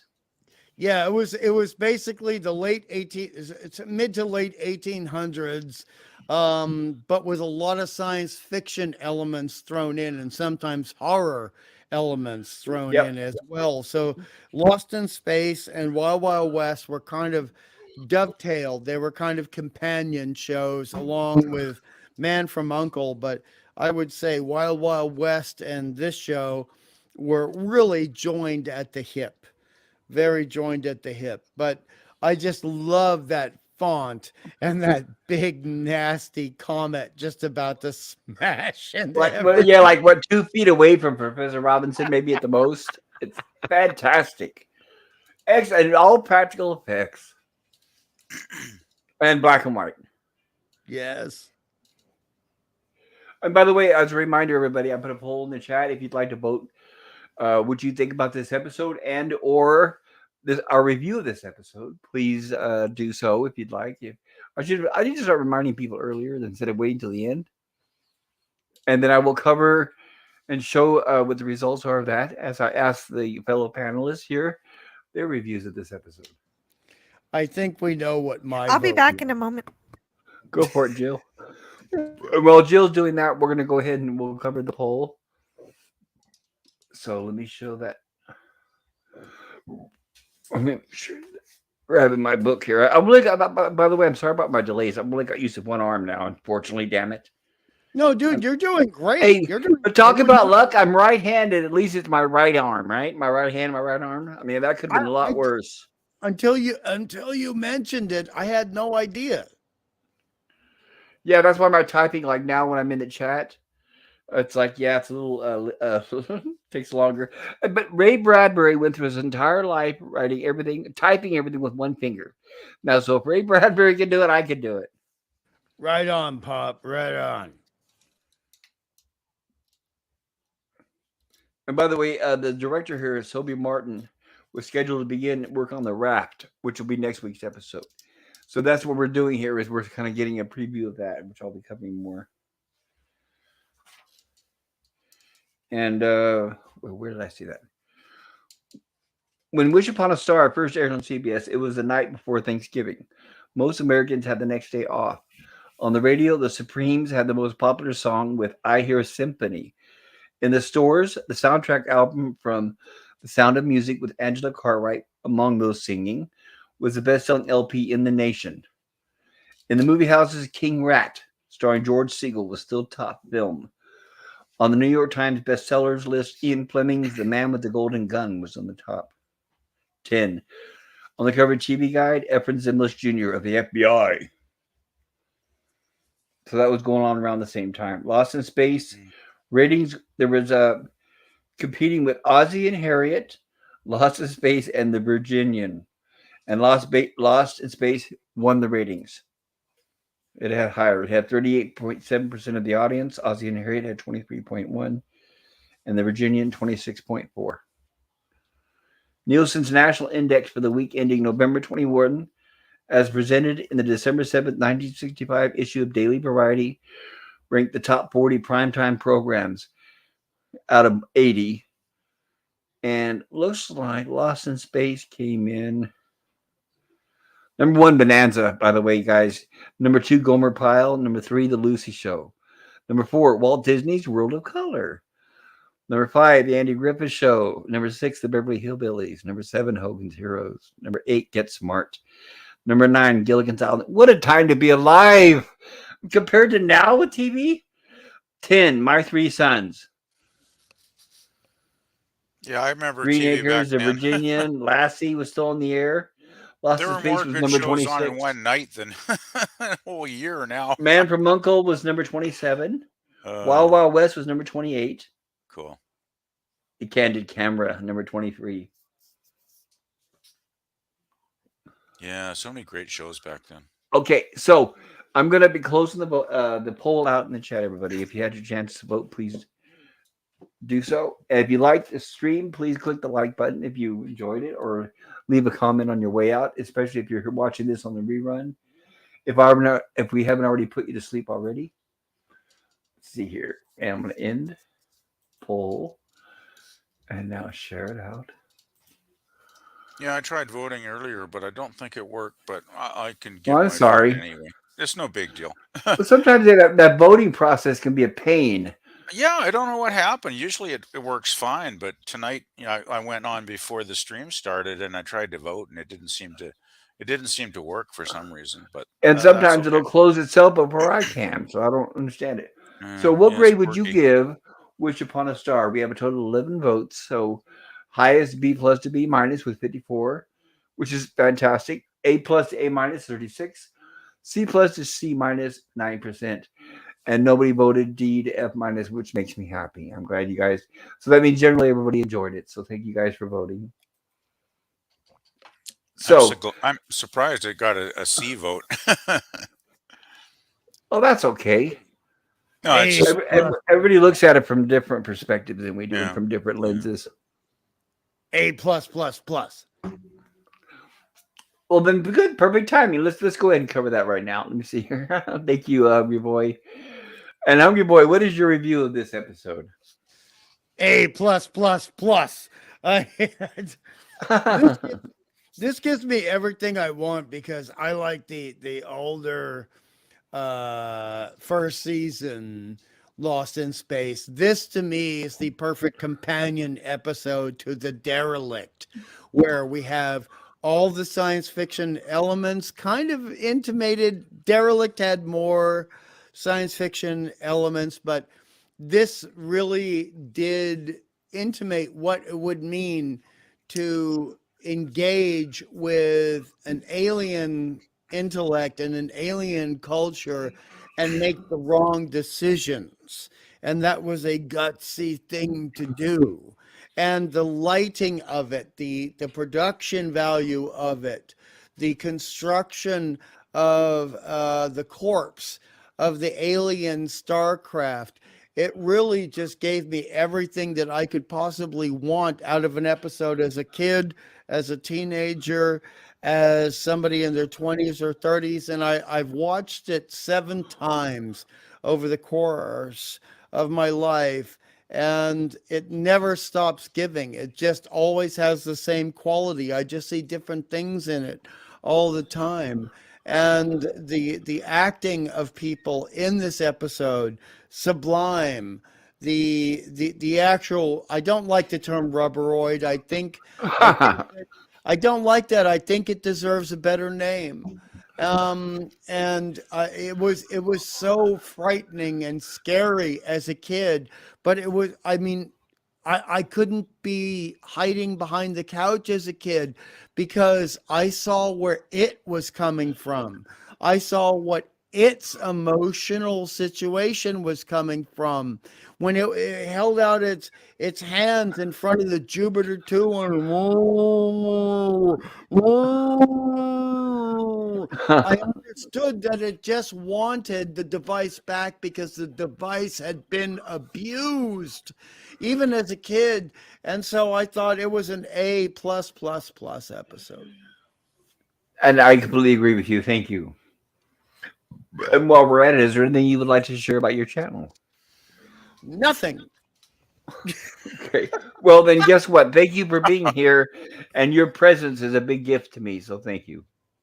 Ditto. Thank you, man. Thank you for doing Yeah. these shows. Thank you for showing respect to Lost in Space. I appreciate it. Well, I'm here because of you guys. And it's great to have fellow fans come along and add their experience as well. So thank you. Yeah, I always enjoy when Hungry joins us on the panel because I always find Completely. Yeah, his agree. I comments very agree. very intelligent and thoughtful, so I appreciate them.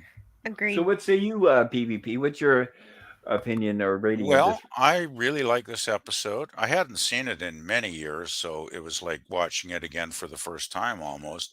Even though I did remember the alien, the scary alien, of course. Um, I give it a solid A. The only reason I hold off from an A plus is because there are a handful of other episodes that I love even more. Like my friend Mr. Nobody, for instance, Yeah, and some of the that does later ones. happen. Yeah. Yeah, so I give it an A, though. It's a very excellently crafted episode, very good script, well written. The lighting, everything about it is basically really solid. So yeah, it's it's a really, really good episode. And the moral of the story is kind of what really puts it over the top, because it is all about taking advantage of something that maybe you're not entitled to. And, by abusing the gift that the alien gave to Smith and our family, it's no wonder that, what happened at the end happened, because, it was misused badly. So yeah, it's a really good episode. I really like this one. Yes, completely yes. And tell us about your channel. Well, not much to say. Still just basically music. Once in a while, I will try and upload an album that I enjoy, but probably not as much lately, because with working full time now, I find I'm just so tired a lot of the time. I just don't get around to doing as much as I was a few months ago. So, but yeah, it's a I'm nice way sorry to to hear start that. the I hope week. things get better. Oh, I'll survive, and I hey, know. you Yeah, I know, understand. it. I'll finally, probably by next month, I'll probably be able to finally start catching up on paying some overdue bills and stuff. So that's going to be nice. So Oh, yeah. great. And right, everybody do check out his channel. He's got a lot of fantastic, great music. So he's kind of underestimating it or under describing it, but yeah, please do check it Yeah, I out. just He's don't have as much fantastic time channel. now. Time or No, but energy. no, but that's what the future's for. You'll eventually get to it. Oh yeah, yeah, definitely. Jill, are you back? Yeah, I'm here. All right. Tell us what you think about this episode. What's your grade? Okay, I give this one A minus. There's, of course, it's sci fantasy because right up to the point where they were going to explain the whole thing, the robot says it doesn't know. So so the wish machine becomes just that. It is more of a magic story, and rather than a matter replicator. But I'm okay with this because the character interactions are really what shines here, especially the moment where Will realizes that there really are people who are this selfish in the world, and that Dr. Smith is one of them. But he's very but of course Will is very tolerant, and he tries to find the good in everything. But that does little to dissuade the compassion. So, despite learning the true nature of Dr. Smith, that does little to dissuade the compassion that he has for other people, even those that don't have their best interest. And even if I made fun of it a little bit, I do appreciate the work and creativity that goes into the monster creation on this show. And in this case, the flying stingray and the alien mummy. No, I agree. We Dude, all poke fun at it, but we love it. It's got a lot of charm to it. yeah, the alien mummy really stole the show as soon as he shows up. That's really where I am in general with this show. The creativity and the imagination the show weaves together transports me to this little planet for a little bit every week. So I'm grateful to it for that. Thank you. Well, it's my pleasure. And tell us about your wonderful, fantastic channel.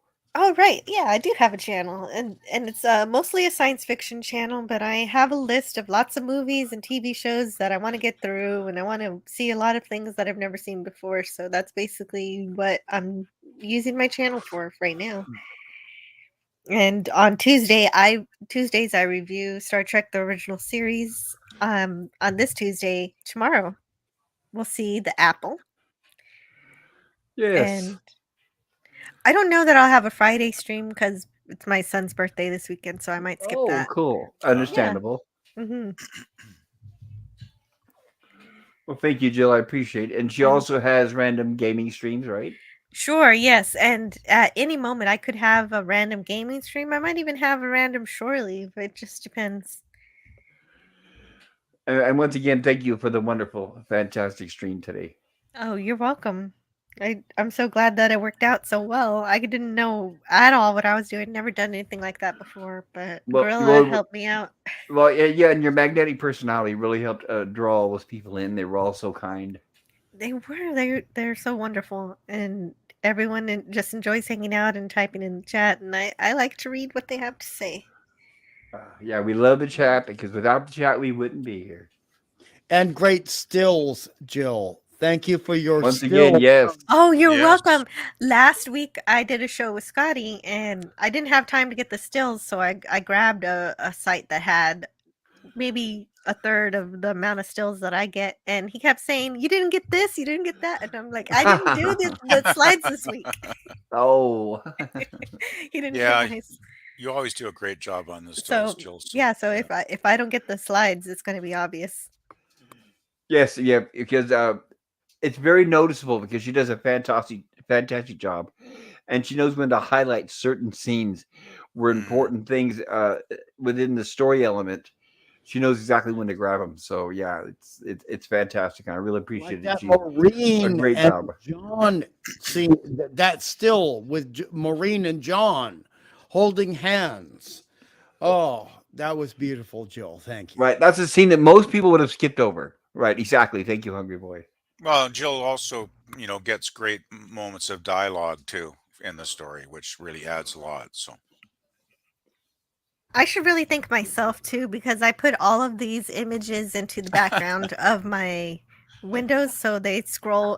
Get a random scene every once in a while, and it is wonderful. Oh, that's very cool. uh,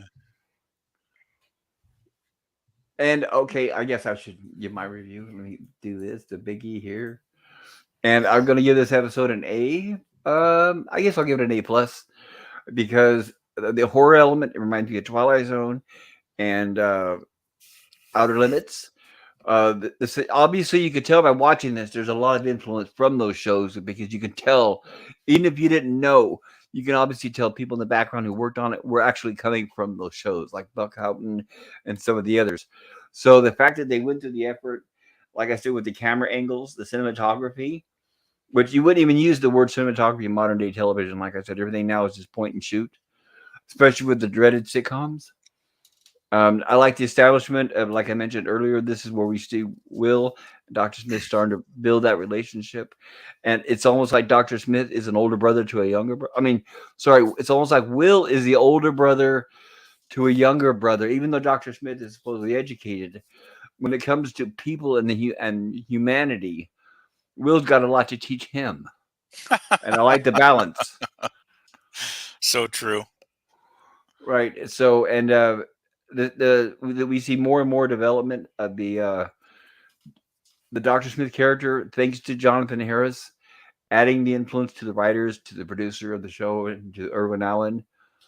We wouldn't, I think, without him, we wouldn't be talking about Lost in Space anymore. It would be somebody saying, "Oh yeah, I remember that show that was on us one season or so and then it disappeared." So I think it's it really brings it out. Now we're going to get. I don't want to give away spoilers or talk too much about future episodes, but we'll see a lot more of that. And some people will say, well, maybe too much of that. But I do like the fact that we're establishing the characters now. We still haven't quite established the robot as much as I want, but we will soon, within just a few episodes. So, and that's my review, an A plus. So, and by the way, once again, I'm going to say I know it's like a broken old record, but thank you, everybody, for helping me out with my donation campaign. It really it means a lot to me because seriously, just a couple days ago, I didn't know what I was going to do or where I was going to be living. So without you guys, I mean, it's hard to say without getting too emotionally broken up. Welcome. Yeah, if we bought you some time to figure things out, that would be worth it. But it's all the time in the world, and what it does is it'll give me a time to be able to speak to somebody tomorrow because everything's been a holiday, everything's been shut down. So tomorrow I'm going to talk about I'm going to look into what kind of assistance I can get if I qualify for anything. I wasn't able to do that over the last several days. I wasn't able to do that once in the hospital. So that's what I'm going to do. Tomorrow I'm going to return my rental car. It's due and it's a week late, but I'm going to pay Hertz the extra week. And then that's the first thing I'm going to do. Now that I know I don't have to focus so much on worrying about where I'm going to be living here in the next 2 days. And like I said, I will talk to my landlord, the person I rent to or from.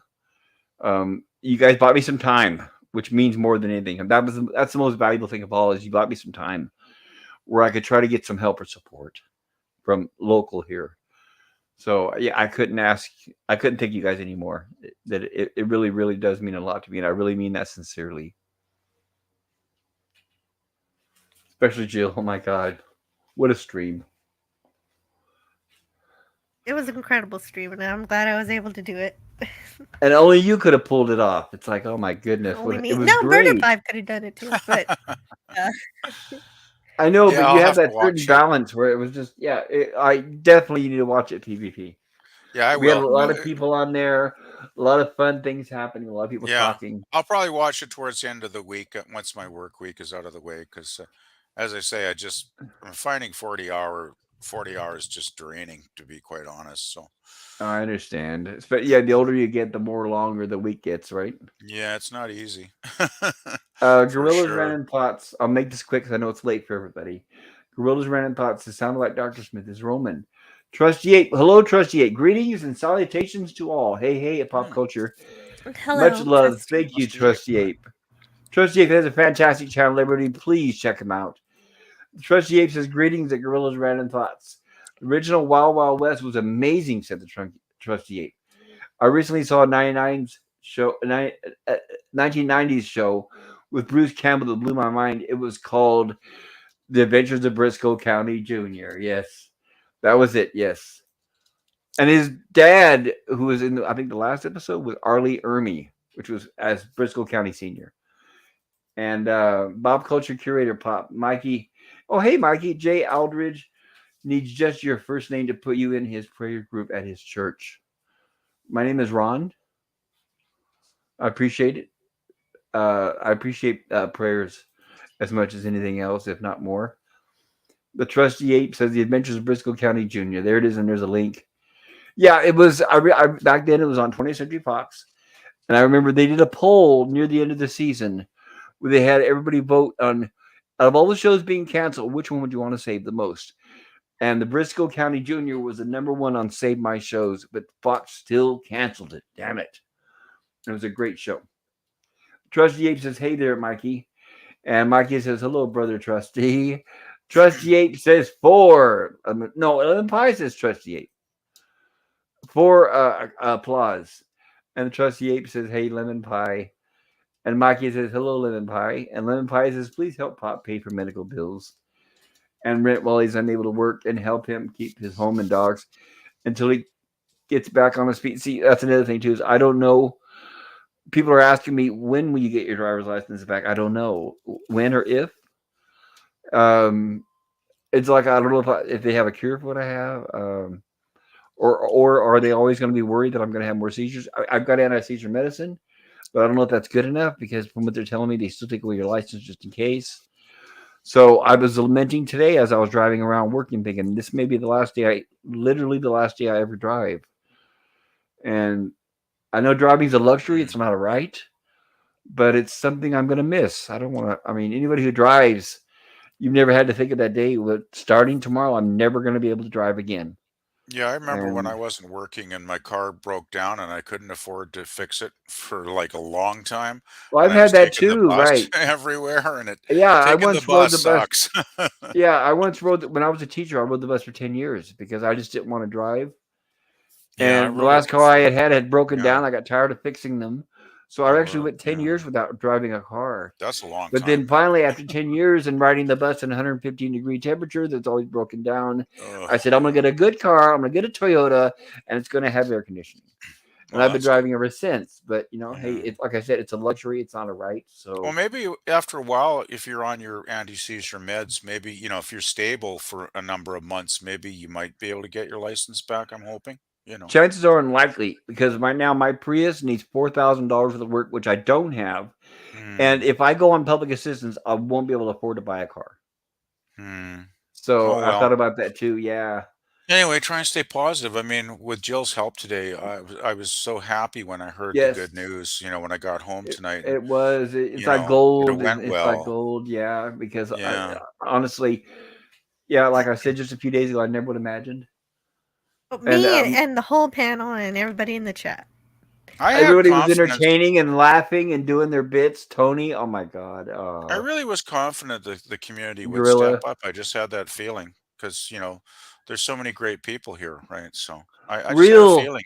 right? Great people who are real. It's not like your Yeah. Facebook friends, I had a who, feeling it was going right. to go well. I was thinking of you guys, at work today, and I was Yeah, hoping, it's like the you best. know, It's like, yeah. uh, So yeah. Mikey says, "Got my vote just in a B."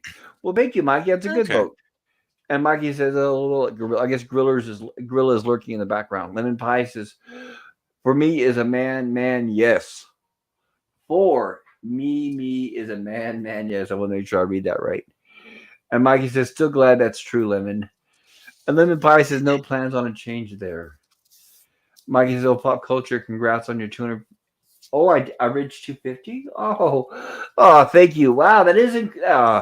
Was one of my halfway to where Jill is now. It's funny what Captain is saying. Is like, okay, I see Jill in the rearview mirror, and she's going to be passing me up in no time. It's like she already passed me up a long time ago, and deservedly so, I must say. Lemon No, Pie you're says more than halfway to me. you're 400 and something, almost there. Yeah, that's true. Right. Darn it. If it hadn't been those dastardly kids, that time they deleted my YouTube account, I had to start over again, right? Oh, really? Oh, Yeah, I wow. remember that. Yeah, you were at I had least been on 50 YouTube for behind. years, You yes, you and I would was have just had starting. you would have had 300.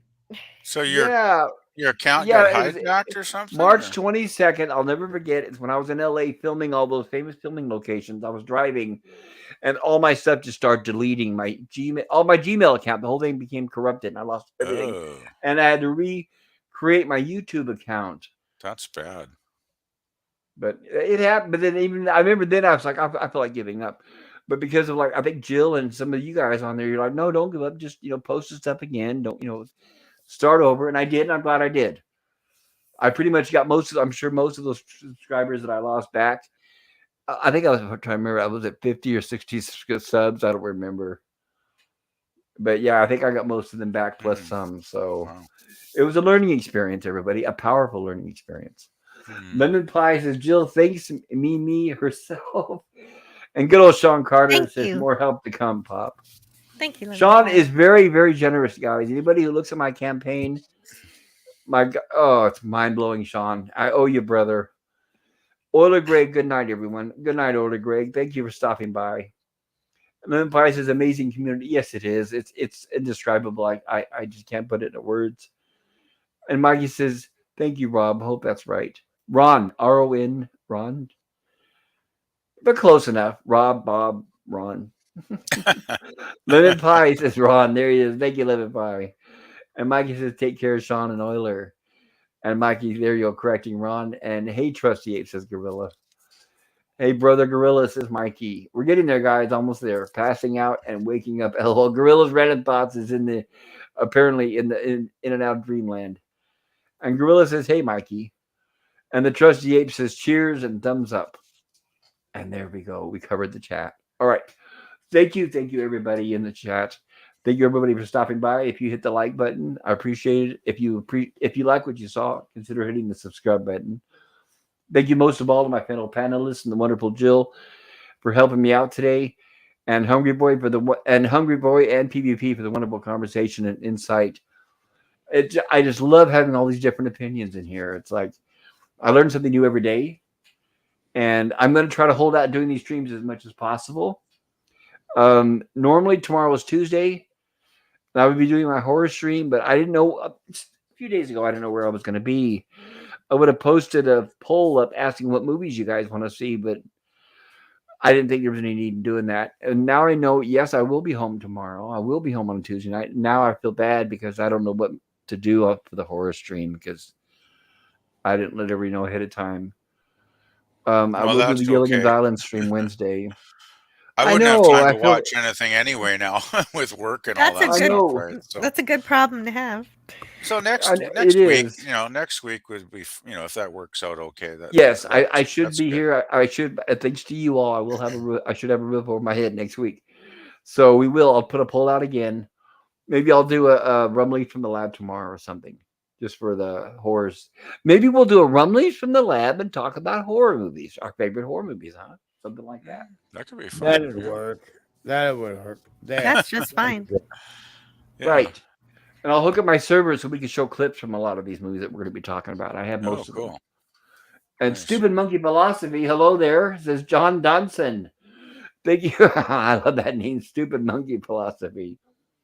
Thank you for joining us. I feel And like this is some kind of group. Gorilla's Random Thoughts, Stupid Monkey Philosophy, the I Trusty know Ape. the trusty ape. I know we're being overran by the apes. It's a There's case a of simian survival. there's a jungle group appearing here. It seems.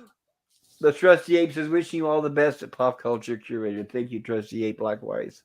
Hmm. One So, of these one of these 8 people got the name Alexander. I know it. is there a Cornelius out there anywhere? That's good. Okay. So once again, thank you everybody in the chat. Thank you for all your encouragement and your support today. Thank you to my fellow panelists for hosting and helping me out tonight. And thank you for Hungry Boy for helping me read the chats there, even your own at some point, which I know is very awkward because when the captain does it, you're like, yeah, I understand. Yeah. So with that, I'm gonna give us our teaser for next week. If I can remember Good, I which. didn't miss it.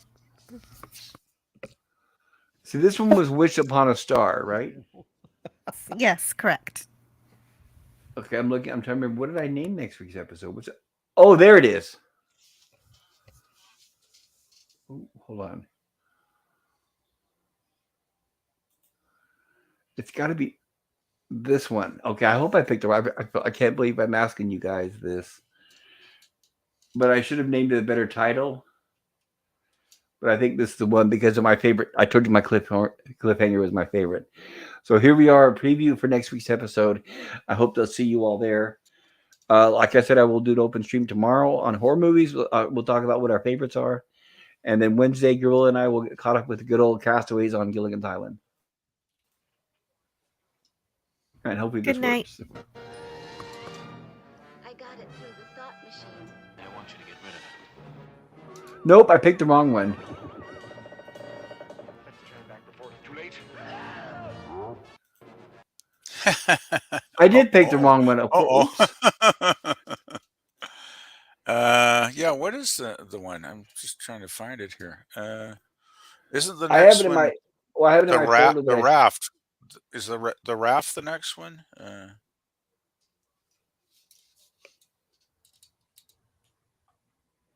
I can't believe I don't remember the name. Yeah, I don't have the episode list here. Right, you're right, I'm sorry, everybody. PvP. Bear with me just a moment. I apologize. Is it the raft? Especially Okay. because you saw my camera. I'm really sorry for that. No, it's fine. That's the problem. Is I should have. We only saw half your head. I didn't even Yeah, curl I've my got- hair. I mean, come on. I've It's got fine. the wiki that Jill sent me the other night here, and I think the raft is the next season 1 episode. It looks like. That's correct. But maybe I'm wondering if I saved it in the wrong place. Yeah, I don't remember that Bear with me episode here. at all. Well, the one I It's just probably showed was been one we just watched. Yeah, it's probably been a dozen years since I've seen most of these, really, when I think about it. No, I can't. I was doing this when I was in a hurry, when I was setting up for the show, and I usually cut it out.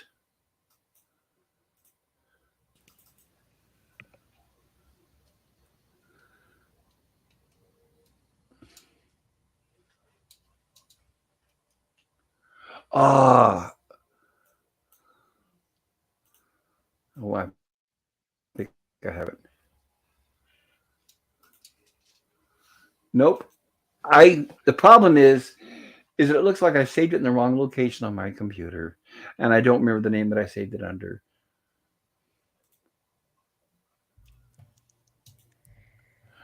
And I feel terrible. It's already late right now as it is, and it's like, oh my goodness, what did I do? I can't believe I was that scatterbrained. So you don't label it as the episode title? I usually do. I even looked it up in the book. The thing is Yeah. that it's the directory. I'm wondering where did I save it at? Yeah, I know that feeling. Oh, Yeah, I I get too did- many files on the old computer, and it gets easy to lose something in some folder. This was Wish Upon a Star, the one we just watched, correct? I That's believe correct. so. Okay. And I'm looking through the the editor that I use to capture.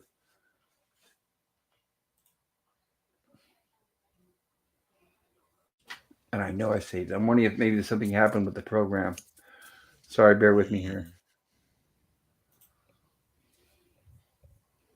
God, I can't believe I've been wasting so much time. No, it's fine. It's no problem. I want to thank Hungry Boy for joining the panel, even though he's got throat problems.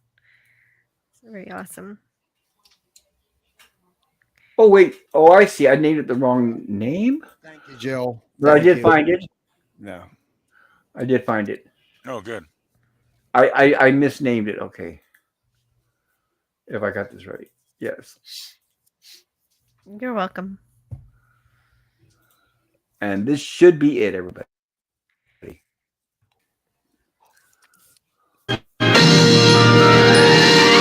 We're kind of like people who are shipwrecked building a raft. The galactic castaway is likely to be afflicted by a form of insanity. That's Earth.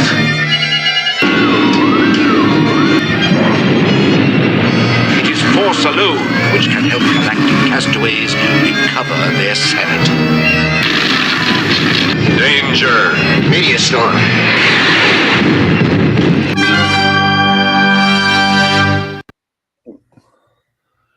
Yes. Monsters, real monsters. Yes. Wow, talk straight- about some creativity there. Right, Yeah. straight from Voyage to the Bottom of the Sea. That monster was practically still wet. Well, it does look like a very exciting episode next week for sure. I think I'll do that because I also do have on my server Voyage to the Bottom of the Sea. So I will find the clips that have that monster on there and share them with you guys next week when we watch it. I like it better in black and white. Okay. Well, yeah, right. But we'll see it in color on Voyage to the Bottom of the Sea. Yes. So we thank will. you, everybody. Thank you, everybody in the chat, everybody on the panel. You guys are miracle workers, literally. And I'm so excited that I can actually sleep tonight. So that's another thing, too. I haven't been able to sleep. So thank you, guys. Thank you. Take care. And Jill, I will see you tomorrow for the apple. Yeah, awesome. See ya. Yeah, I'm going to Yeah. do my homework tonight. I'm going to watch it right now. Thank you. Me too. I'm Yeah. gonna go watch that. And take Great care. fun, And guys, Hungry Boy, always. feel better. I hope your throat feels better, Hungry Boy. I'll do my best, but I had to be here for you, buddy. Well, Yeah, have thank you. It means some everything hot to me. tea and lemon or something, man. Honey Exactly. and lemon, that's it. Or like my doctor always used to say, gargle with warm salt water. I'm sure you already tried that. Yeah, salt water can help sometimes for sure. Bye bye, everybody. And thank you. Very sweet, very caring of everyone. Thank you. Night. Drive have, safe a good, tomorrow. have a good night, everybody. Bye Good bye. night. Well, we're still here live on Pop Culture Curator's channel. Did he forget? He to should turn- be. turn it I don't off? think he forgot anything. I think he accidentally pressed the leave button, and I know that he Oh knows yeah, he's gone. Yeah. that he did not press. He knows that he didn't Oh, press no. the end stream button. I got to ask a Mm. question before my throat goes out.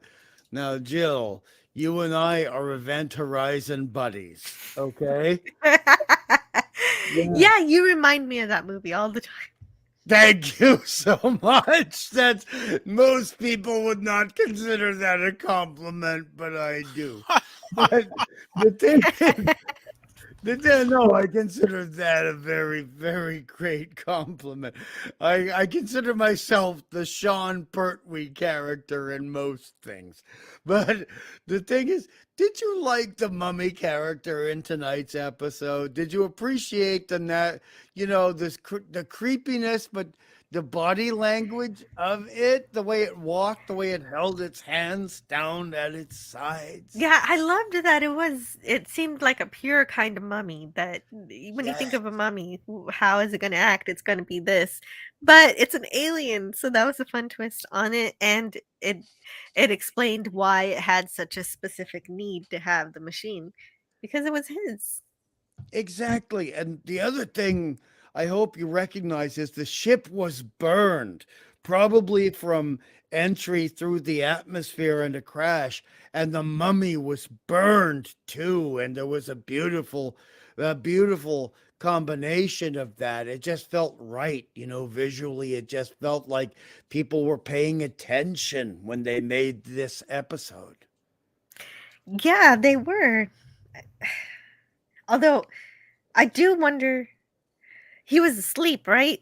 He wasn't woken up until Yes. Smith asks for the slave.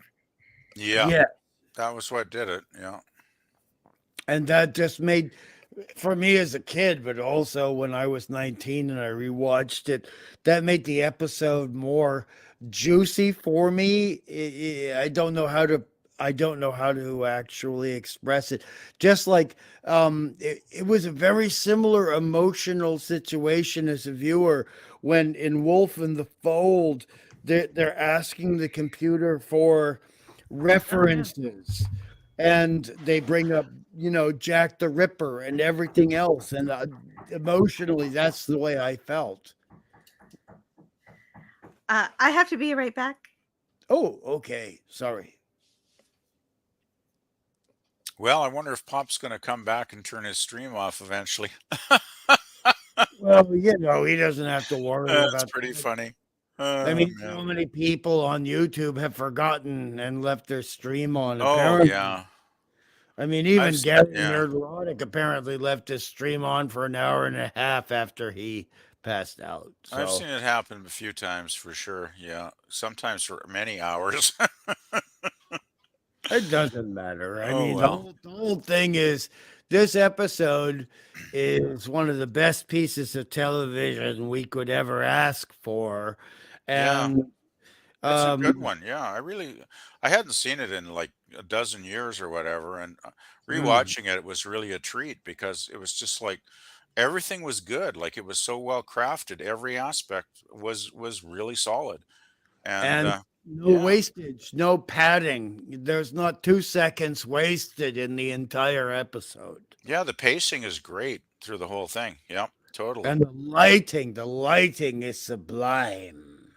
Yeah, I think there's something about the season one black and white episodes. That's one reason I think I prefer season one over the other two, is it's just got that quality, right? You know. I agree 100%. And again, like I said before, this brings me back to the derelict where the lighting was everything, not Yeah. only within the derelict ship, but outside the derelict, the way they shot the derelict ship in space and made it more creepy. And so here in this movie, it's very much like Italian horror mixed with science fiction, and it made everything so delicious. You could almost feel, you could almost taste that food that the wish machine was that it was granting to Dr. Smith, Yeah, totally. Yeah, the food did have a very alien quality to it.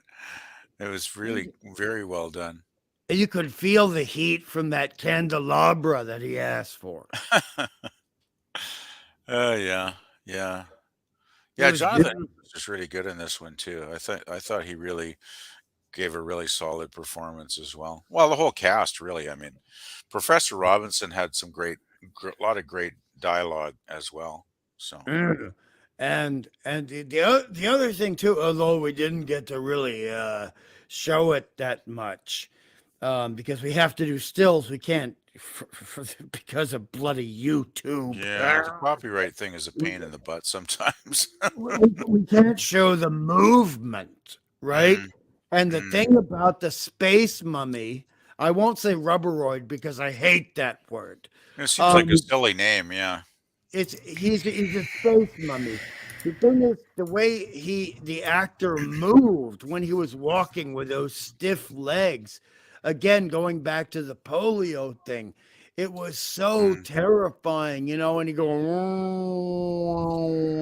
and he'd be using those stiff leg movements, and then he's faced off with the Jupiter too when they put up the force field, and he'd hold out his hands and they'd put on the fisheye lens, and he'd be going, and we did not know what was happening, and then we realized he was beckoning for something to be done right, something to be done morally correct. Yeah. Yeah, and he could Smith could read the language. He knew what he Yes, wanted. thank you, Jill. Thank you for saying that. Go on, say more. Jill. No, that was all I had, unfortunately. But I do want to tell Gorilla's random thoughts. If you have the capability of coming in to end the stream, please do. No, I do enjoy talking to Hungry and PvP, but I've got to go watch some Star Trek.